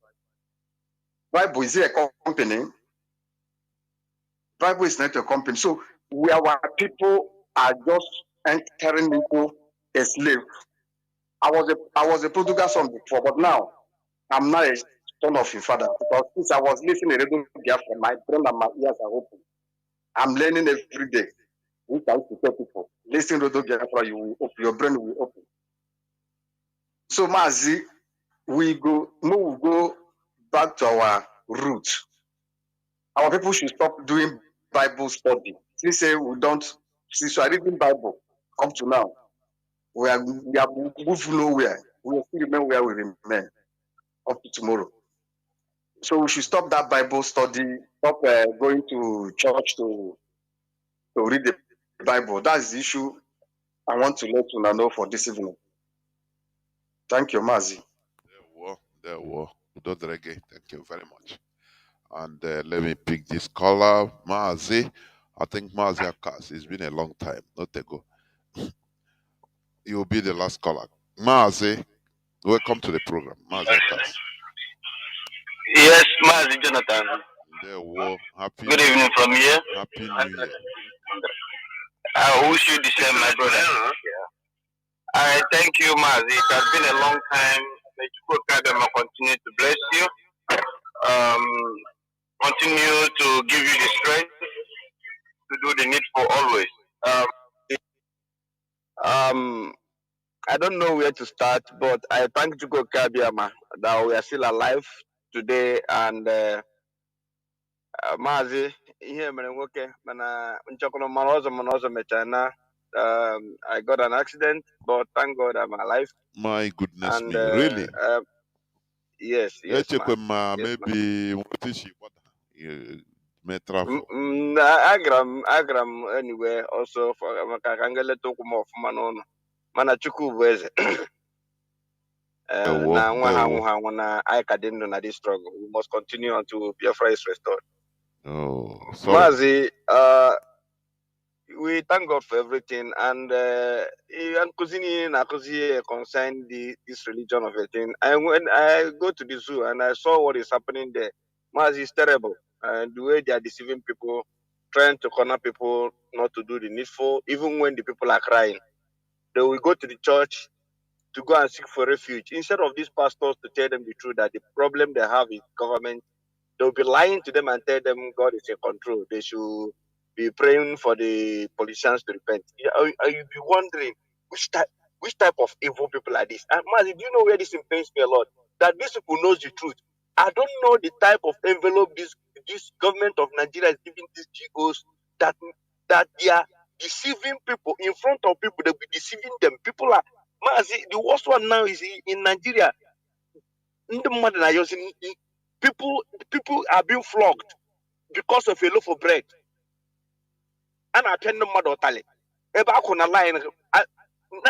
are begging for food. But one of our brother was preaching. He said, Biafrans, we've been in this shoe of suffering right from the time 1967, the war. We seek Kwashoko. They took our money. At the end of the day, it doesn't matter how much you have in bank. They gave you only 20 pounds. Today, it is still the same thing. Biafrans are holding the economy of that country. So we can never beg. The more we are suffering, the more we get our brains open to. We can never beg. It doesn't matter how God wants to destroy that country until we are free. We can never beg in Nigeria. It's impossible. Only body ready got some field, but to get money to eat, but not to stay in the street to do a malamajiri or to stand in thousands of queue to seek for a bread to chop. Mazi happened to Gosi. Behind you could hear that now. If you are going to church, make use of your brain. If you are going to church, make use of your brain. Know what, if any judge tell you something that you don't, just stand up and go. They are all deceivers. They are all deceivers. They know the truth, but they don't want to tell you the truth because they need your tithe and offering. They need your tithe and offering. This is why you'll be hungry. A pastor, instead of him to find something to give you to eat, he will give you fasting and prayer on top of it. Mas Indiana, Nigeria, believe me, Indiana worship God of Momo. They don't like any one of them. They are all seekers of their stomach and their family to make sure they are fine. If their members are dying, they don't care. People should wise up and understand that when we are preaching in this radio Biafra, we are not preaching to speak against any of their idiotic what they are doing, but we are trying to open the people's eye for them to know that their situation, where what they are doing today is not the right thing. Before we are worshiping God. How can you take another religion to replace your own? Is it not only idiot can do that? This is what we are saying here, Radio Biafra. Mazi, God bless you. But we must continue. Thank you, Mazi. Thank you. We must continue. This is where I'm going to switch off the phone. Biafrans and lovers of freedom, we must continue what we are doing. There is no going back. Going back is even standing still is already we perish. So we must move forward. That is it. Let me reiterate. What we are doing is to educate our people. It doesn't matter how you see it, but we must touch every facet of our life because these are the things that are holding us down. We have sentiments, and religion pumps these sentiments to the highest level of stupidity, so that we can be used, deceived at will. Somebody will come and tell you, look at, I was watching, is it Pastor Adebayo, going to church with Rolls Royce, with military personnel that are armed to the teeth, everybody, protecting him. But you see, the poor people, the poor masses that contributed this money, they are shouting, oh, it's God, it's God. Now you gather. Do you know when 10,000 people gathers and be contributing even 1,000 naira? You know what it means? It's millions and millions every time. Now, this same person that is telling you, promising you that God will bless you, but you are blessing him.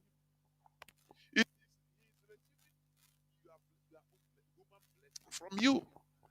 What? Why? Does it make sense? If he can have power to pray, God will give him money. Why is it he should pray in his house and God will throw money from him, throw everything, and he will come and share you? But instead, no. He will come and promise you heaven and earth from God. But the little one you have in your pocket, he will collect it. the tithe 10%. Do you know what is 10%? Do you know what is 10%? How much is VAT? Oyedepo, yes. Thank you, my brother. Oyedepo. How much value added tax? How many percent? Some 8%. Some, it depends. But you are giving the pastor 10% each person. Sometime this new year, they say you bring the first your salary of the first month of the year. Do you know what it means? When thousands of people do the same thing, that is what he's enjoying. But he's promising you heaven, you go, you heaven, this and that. We want to common sense. Common sense is not common. When you are going to one church or the other, you believe that, oh, whatever you see or whatever good thing that happens to you is because of your pastor's prayer, or you are going to that church. It's life from the pit of hell. It's normal thing happening to everybody, whether you believe in Christ, or whether you believe in stone, or whether you believe in Muhammad, or whether you don't believe on anything, or whether you believe in Omenalo, whether you any. It's normal life thing that is happening to everybody.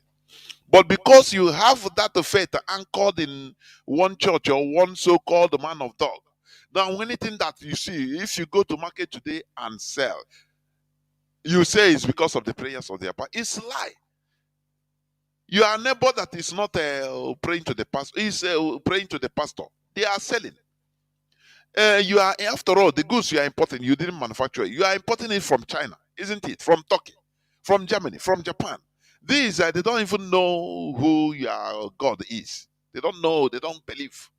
So it's something natural that is happening.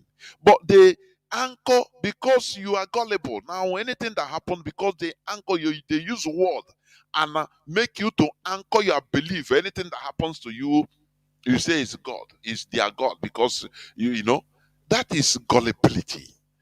These people are progressing because you are foolish. It's your foolishness that makes them progressing.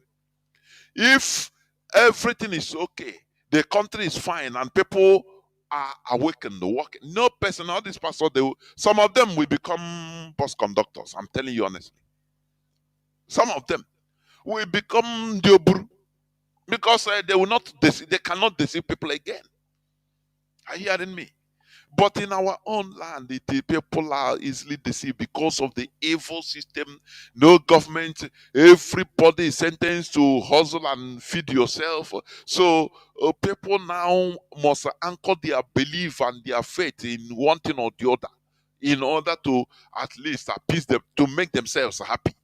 Oh, this is what is making me go progress. Oh, my enemies are you. It is not your enemies that is holding your destiny. It is Nigerian government. It is the system that is holding your destiny, not your brothers or sisters.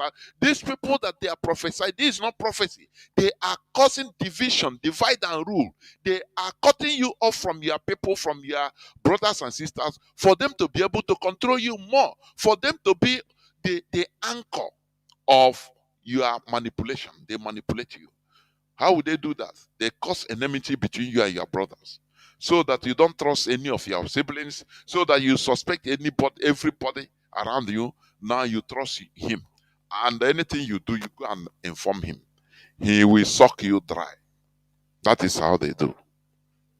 So religion is also one of the main colonial legacies that is lingering in our heads today. Ask yourself, we have churches everywhere in our land, but does it impact on the character of people? Does it impact positively on our livings? The answer is no. Then why you continue going on the road that doesn't do anything good for you? China that is producing, they don't believe in what you believe. They don't care. They believe in human being. How can you be made to trust a spirit that you are not seeing? Whereas human, you are programmed to respect something you don't see. Whereas so human being you see, that you're supposed to fight for everybody's goodness, you don't care. That is evil. And that is what we are against. You understand? Stop allowing them to use religion to manipulate you. I was thinking that I could have gotten a call for, for vibrant debates. I don't know, but I don't see. I don't know. But what I know is that religion makes people, they don't like to debate because there's no logic. Religion faith is opposite of logic, opposite of knowledge. That is it. What are you going to debate? That a manna will fall from heaven? That Elijah was taken up to heaven? Is that yeah? We're gonna debate what you read? Akụkọ ifo. Is that what we are? That is the thing. How can people that killed our ancestors? How can people that put criminals, they are European criminals that we are released to come and kill Africans? They will bring God for you, and it's a God that will make you prosper. They are God. Oh, stop lying to yourself. I am telling you. Stop lying to yourself. You are living in Kuka land. As our brother say, that is the same thing to me. If we are talking and all you are quoting is a book of Malachi, say, book of, my respect on you will go down immediately because I know that you are a zombie, There is nothing I can talk because you are in a cage, thinking inside the cage, nothing more. You have to come out of the cage. Now you see the wider world, the wider situation of things. Now you face the reality and facts. That is it. Thank you for listening. Before I go, I will read IPOB press release for today. Today being the 17th. Let me read it quickly. Warning regarding the continued insecurity in Enugu. That is IPOB press release of 17th February 2024. The attention of the global family and movement of the indigenous people of Biafra, IPOB, led by the leader, by the great liberator and prophet, Mazi Nnamdi Kanu, has been drawn to the frequent and continuous kidnapping of the citizens of a Hamufu community and their suffering in the hands of the Fulani terrorists, jihadists, and the bandits. The Fulani terrorist herdsmen kidnapped Mazi Ogechukwu Ago and Mazi Chukwuma Ago in a Hamufu on 31st January 2024 in their farms. This happened in Ezuvu, Ama, Obelebe, Abo, and Ehamufu. IPOB has drawn a line in the sand for the Fulani jihadist bandits operating as headsmen in these areas. IPOB will not spare any Fulani terrorists masquerading as headsmen in that community. Government Pitamba, your plans have started working in Enugu State and it will bounce back on your head because IPOB will be the stumbling block on your way to Fulanize Enugu State. The people of Kanu East and West must be very careful because the Fulani headsmen claiming to be their son have agreed to bargain with their ancestral lands to give them over to the Fulani jihadists for his political interests, and IPOB will not allow him to follow through. IPOB leadership is ready now to deploy ESN operatives in that community and other communities surrounding it. Pitamba, prepare your men to come and support your Fulani kidnappers in our forests and bushes. We wonder how Pitamba would allow what happened 2 years ago to repeat itself between ESN and the Fulani genocide jihadists again in Enugu State. Pitamba, your wickedness cannot succeed in this matter. Governor Ifeanyi Ugwuanyi can help you with the statistics if you failed to pay attention in the events of the recent past. ESN should be ready to move into that place to stop the businessmen, and Pitamba and his government should prepare the Nigerian terrorists in uniform to come and jihadists as usual. Comrade Emma Power for Media and Publicity City Secretary for the indigenous people of IPOB. This is a press release of today, being the 17th day of February 2024. Therefore, there is also this, although I will expatiate on it more during the coming days on my subsequent programs, about, it is now constitutional for regions, for states to, produce their own electricity.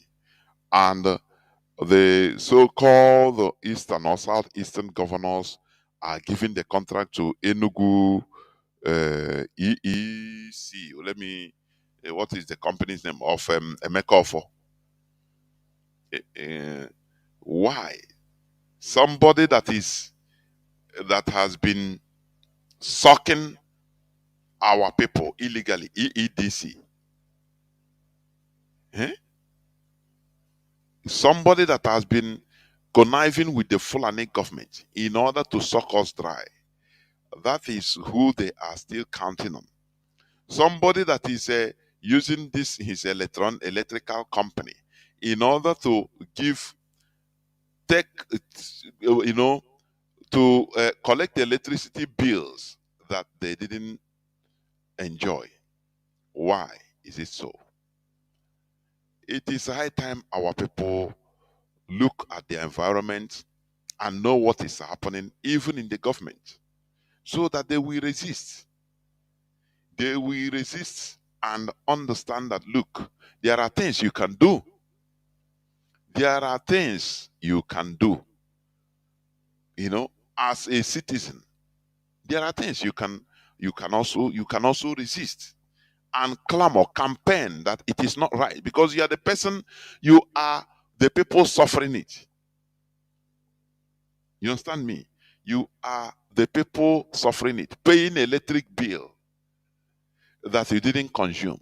Why not people now coming out in order to try to look for other ways of producing electricity? Because before, electricity in Nigeria is under exclusive list, which means you are not allowed to even produce electricity for your own community if you want to do it, because it is the same way they have federal roads. You cannot touch it. Even if you have the money, you want to fix it, you cannot. They will tell you it's a federal road.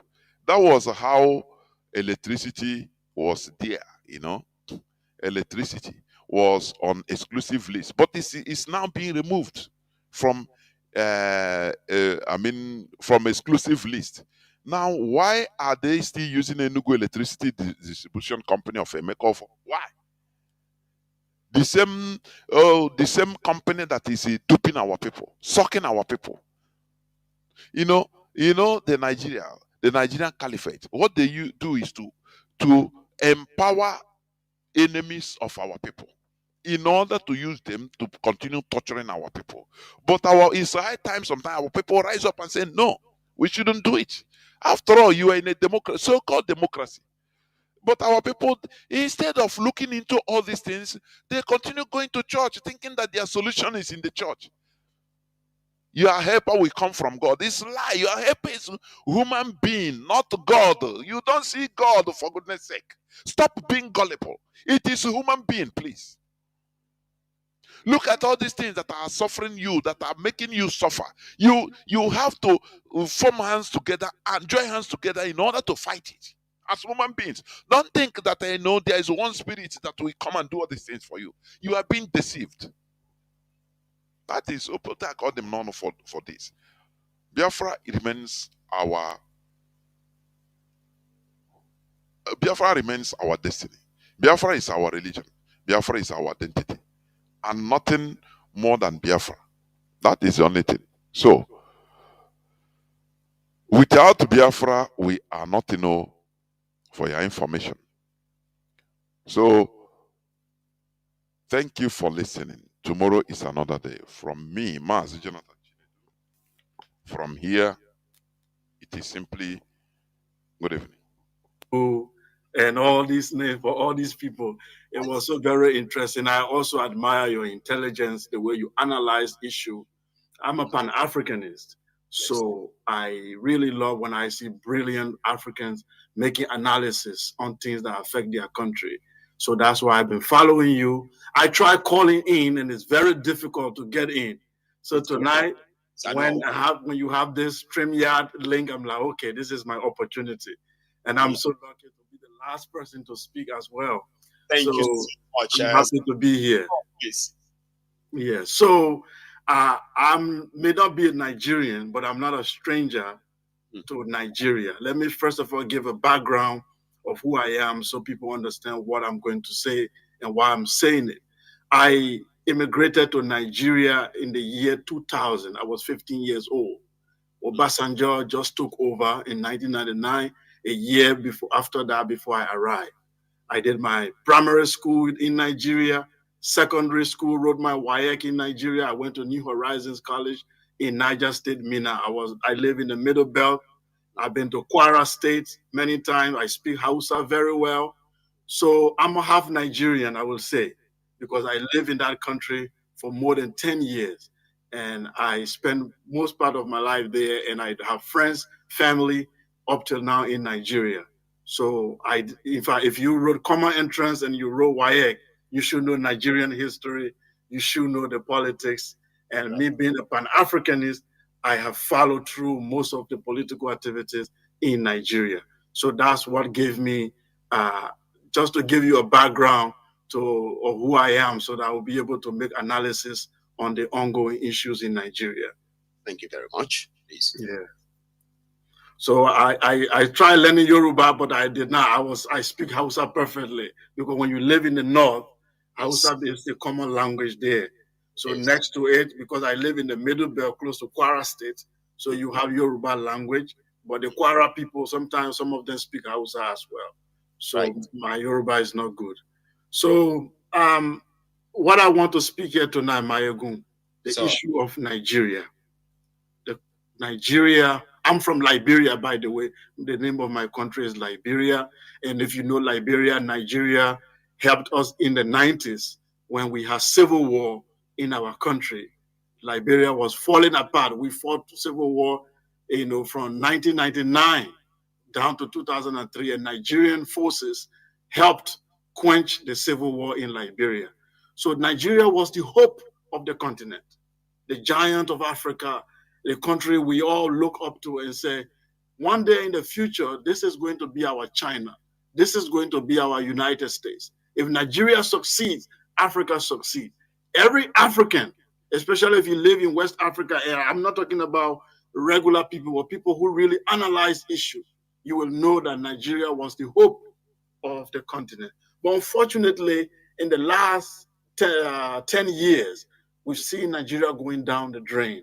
We've seen Nigeria promising future now becoming dashed, and we've seen that it seems that there's no hope.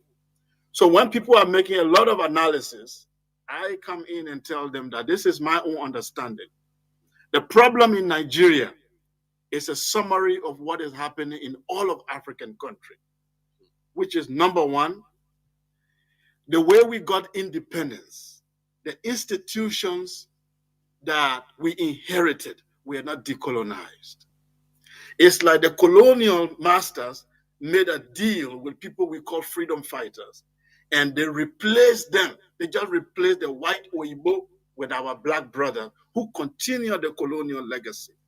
And I will give you an example. Your police is a typical colonial police.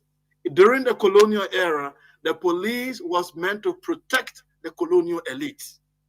The police was there to beat up the people, subdue them, and terrorize them to protect the colonial masters. That's what the African police do now. That's what the Nigerian police does. The elite of the colonial era, they were bourgeoisie who lived in Africa, but then their real home is London. Their hospital is Paris. When the colonial masters get sick, they take them to Lisbon, they take them to Paris, they take them abroad to go to get treated in what they call the metropole. And the Africa was the farm, was the place they work, was where you extract the natural resources. The London is where you go to enjoy it. Our elite are following the same pattern. The educational institutions were designed to make the colonial masters to look like saviors and tell the people who have been exploited to appear as if they are being indebted. They have to be grateful to the colonial masters for giving them education. Why that education was actually a miseducation. If you watch our education today, it followed the same pattern. The religion was created to pacify the public in order for them not to stage a revolution. The colonialists were in bed with the religious masters. They tell the people to calm down. In fact, our traditional rulers, some of them were compromised. Those of them who refused to compromise were removed from their throne. If you compromise with the colonial system, then you remain on your throne. Today is the same thing. Our traditional leaders have to compromise with the men in Abuja, the unknown forces in Abuja, in the capital. They have to connive with them to destroy your destiny. Now, all I'm saying here is that the colonial system continues, but it has just changed face. It just have a black face on it. So I say this to tell you, when people say, let's divide Nigeria, let's break up the country, let's have a Yoruba nation, let's have a Igbo nation. As a Pan-Africanist, I'm sad because our philosophy was to create a black United States of Africa. So when we see now that a country like Nigeria cannot survive, that means that our theory has been debunked. But here is what we tell people. It doesn't matter if you divide Nigeria today into 7 countries. The same elite who are in bed with London, who are in bed with these forces in Europe, they will be the same elite who will take over this country. Example, South Sudan and Sudan. Did South Sudan become better after they broke out from Sudan? I don't think so. Many countries are breaking up in Africa after independence, but it was the same elite who were transported to the new country. The main people who wanted actual freedom were killed, were removed. Those who wanted real transformation were replaced with the bourgeoisie. Then the second thing I want to say, the forces, the internal forces that are working in African countries are against the people. If you look at Nigeria very well today, you can determine the future of Nigeria by looking at the forces that are controlling Nigeria. What are these internal forces? One, the religious group. I grew up in northern Nigeria. I went to school there. I was born a Muslim. I studied the Quran. If you have been to Niger State, Mina, if you know the institution called RET, Islamic Education Trust in Mina, controlled by Sheikh Ahmed Lemu. Those are the people that brought me up. They gave me scholarship. I went to that school in New Horizons College. I graduated there. I learned the Quran. I was a Muslim until I started traveling, and I decided to put religion aside. What I saw in northern Nigeria is that these people were colonized twice. They were first colonized by the Sokoto Caliphate through the Islamic Revolution. They were still under that colonialism, then the British colonialism came. So they are not in alignment with you in the South. You don't understand.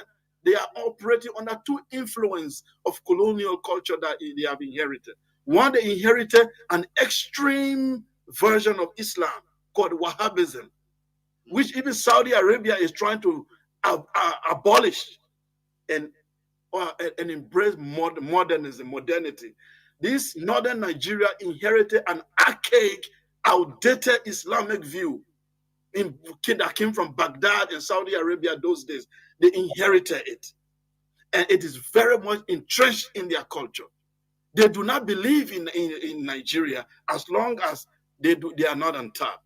As long as Islam, for them, the vision for Nigeria is for Islam to triumph. That's the understanding for them. The destiny of Nigeria must lean toward Islamic revolution. That is the elite, the agenda. I'm not talking about the ordinary people on the street. They don't know what's going on. But the elite, that was the thinking of Usman Danfodio. That was the thinking of Sir Amadou Bello. That was the thinking of all this elite that came up. They designed, when they took over the army, you don't understand why they influenced the army in Nigeria. Their vision is to lead what Islamic revolution. Now, for you guys in the South, you had only one colonialism, which is the European. That's why there are people, Chris, John, Johnson. When you are tired of European colonialism, you fall back to your culture. They don't have no culture to fall back to. They only have Islamic extremism to fall back to when they are angry. That's why every riot in the North take an Islamic tone. Any fight, any Any fighting has to take an Islamic tune. They do not have any ideology or philosophy to fight with other than Islam. And this make you guys to live in two different planets, but yet you are trying to build a country. For me, even as a Pan-Africanist who want Africa to be together, I can tell you that northern and southern Nigeria cannot survive. I'm sorry to tell everyone, it will not survive. I'm going to ask Sekou, just for you to take a breath. You are indeed surprised a lot of us tonight. And when I say surprised, not because of the detailed in-depth of your own understanding of Nigeria, but the fact that we weren't expecting this long sort of, reorientation kind of. A lot of people were glued that it is actually coming from someone who is not a Nigerian. You sort of mesmerized us. And because of this, I think I chose right to end the program with you tonight, okay? So you seem to know even better. And using your own perspective now, understanding of the both world, and being an Africanist and all that, one of the things you said tonight that sort of got me a little bit emotional is to listen to a fellow African brother to express how disappointed. I actually saw your face dropped, right? When you said you are, as an African, as a Pan-Africanist, and somebody who has been to Nigeria, and the situation of Nigeria today breaks your heart to see that Nigeria is tilting towards a total balkanization. That is something to an average Nigerian, which, as you know yourself, we don't give a damn anymore. It's like we have seen enough. It's like we are done. However, to somebody like yourself, looking from both within and from without, okay, and you can see, do you see a chance of this north-south to continue to coexist under this current arrangement? Whatever any solution anybody brings about, right?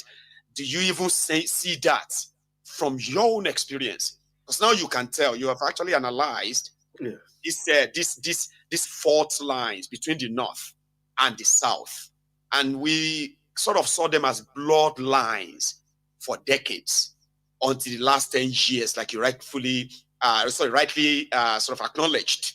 Last time, 10 years saw Nigeria and Nigerians taken to where a lot of us never envisaged, including the fault lines, the red lines, the north, the south.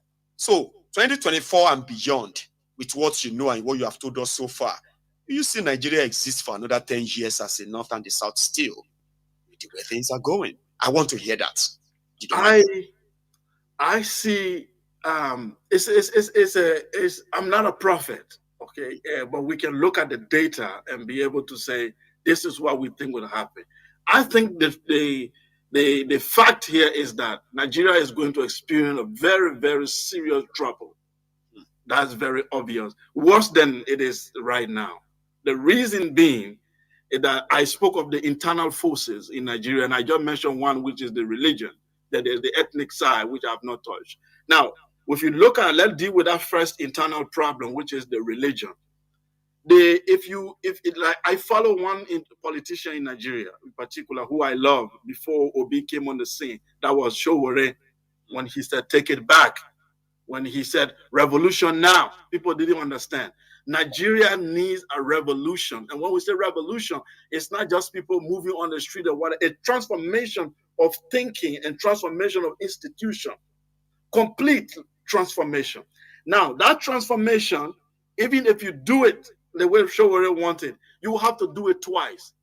You will do one revolution for Nigeria, then you will do another revolution for the North. Anything you do to Nigeria, you have to do it twice in the North before it will succeed. You take your NSAS, for example. When all of you in the South were running around to change the police, did you see the North move? No. You think they care? They did not move. They didn't see the North. As soon as you start protesting in Lagos, the Eastern Nigerians start to feel it immediately. They start to protest. When something happened to Mohbad, you see People talking, watch the social media. When you see people start talking in Western Nigeria, it moves straight to the east, it moves straight to the other part. The north doesn't budge. It does not move. You need 2 times that revolution to bring the north into the picture. And said they are using this population democracy where who vote, the religious extremists in the north will continue to use these uneducated, illiterate people to continue to vote the wrong people in power. For that, they have taken Nigeria hostage. And those of you who want real change for Nigeria, they will isolate you. They will isolate you. They will make sure that you become the enemy of the state. And if you don't take time, they will eliminate you one by one until this pact that they created, South-North, which is a fake pact that they created. You know, Buhari, then after that, Tinubu will rule, then another Yoruba. The truth is, the extremists in the north are looking for elements, religious, Islamic element in the Yoruba ethnic group to use them to destabilize that mighty people who have built empires like Oyo and other places long before anything. But they are looking for some weak elements. Like Tinubu is a weak element. People think he's powerful, but he's a weak element in the Yoruba war. These are the weak elements they want to use to be able to push the Islamic agenda. People have been telling you that Islamic agenda is a lie. No, it's true. I can tell you that I was born a Muslim. My people have been Muslim since the 7th century. I'm a Madinga. And we have been Muslim. There is nobody in my ethnic group who is Christian. All my people have been Muslim.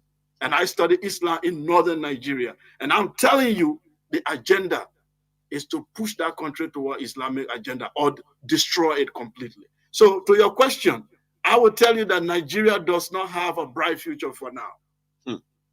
It doesn't have a bright future for now. The elements that are in the north, and most of them are receiving grants. Some of them, even in university, they are getting grants from this Qatar, and all the extreme Islamic group are giving them money.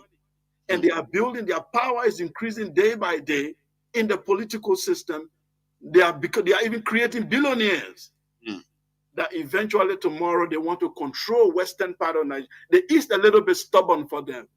Eastern Nigeria is stubborn. That's why they are isolating them. The isolation of so-called Igbo, it's not because Igbo hate Nigeria. Igbos are the most Nigerian than any Nigerian. They are every part of Nigeria you find them. They have their own problem for sure, like every African group. But the issue, they are not the problem. But they are acting a little bit stubborn to the Islamic agenda. So they have to be isolated. And to do that, you need one of the most powerful group, which is the Yoruba group. If you don't use Yoruba, you can't succeed. And the Yoruba group is very educated. So what do? You look for the weak one among them, which is the Islamized ones, and play on their religious sentiment. And then you destabilize the country. I can tell you, my friends, you need a revolution, but you need 2 revolutions. If every African country needs 1, Nigeria needs 2. And we are all ears tonight, Sekou. Honestly speaking, it's such a pleasure to really have you with us tonight. And indeed, I always say something when I am lucky to come across brilliant minds and then so well endowed individuals like yourself. I said, well, I hope I am lucky again to have you on. Or I will always be on the People Parliament. I will be following now. Trust me. You know what? Something I've discovered there, or I am using this as an experiment as well, right? 2024 is going to have a proper sort of a well-organized studio.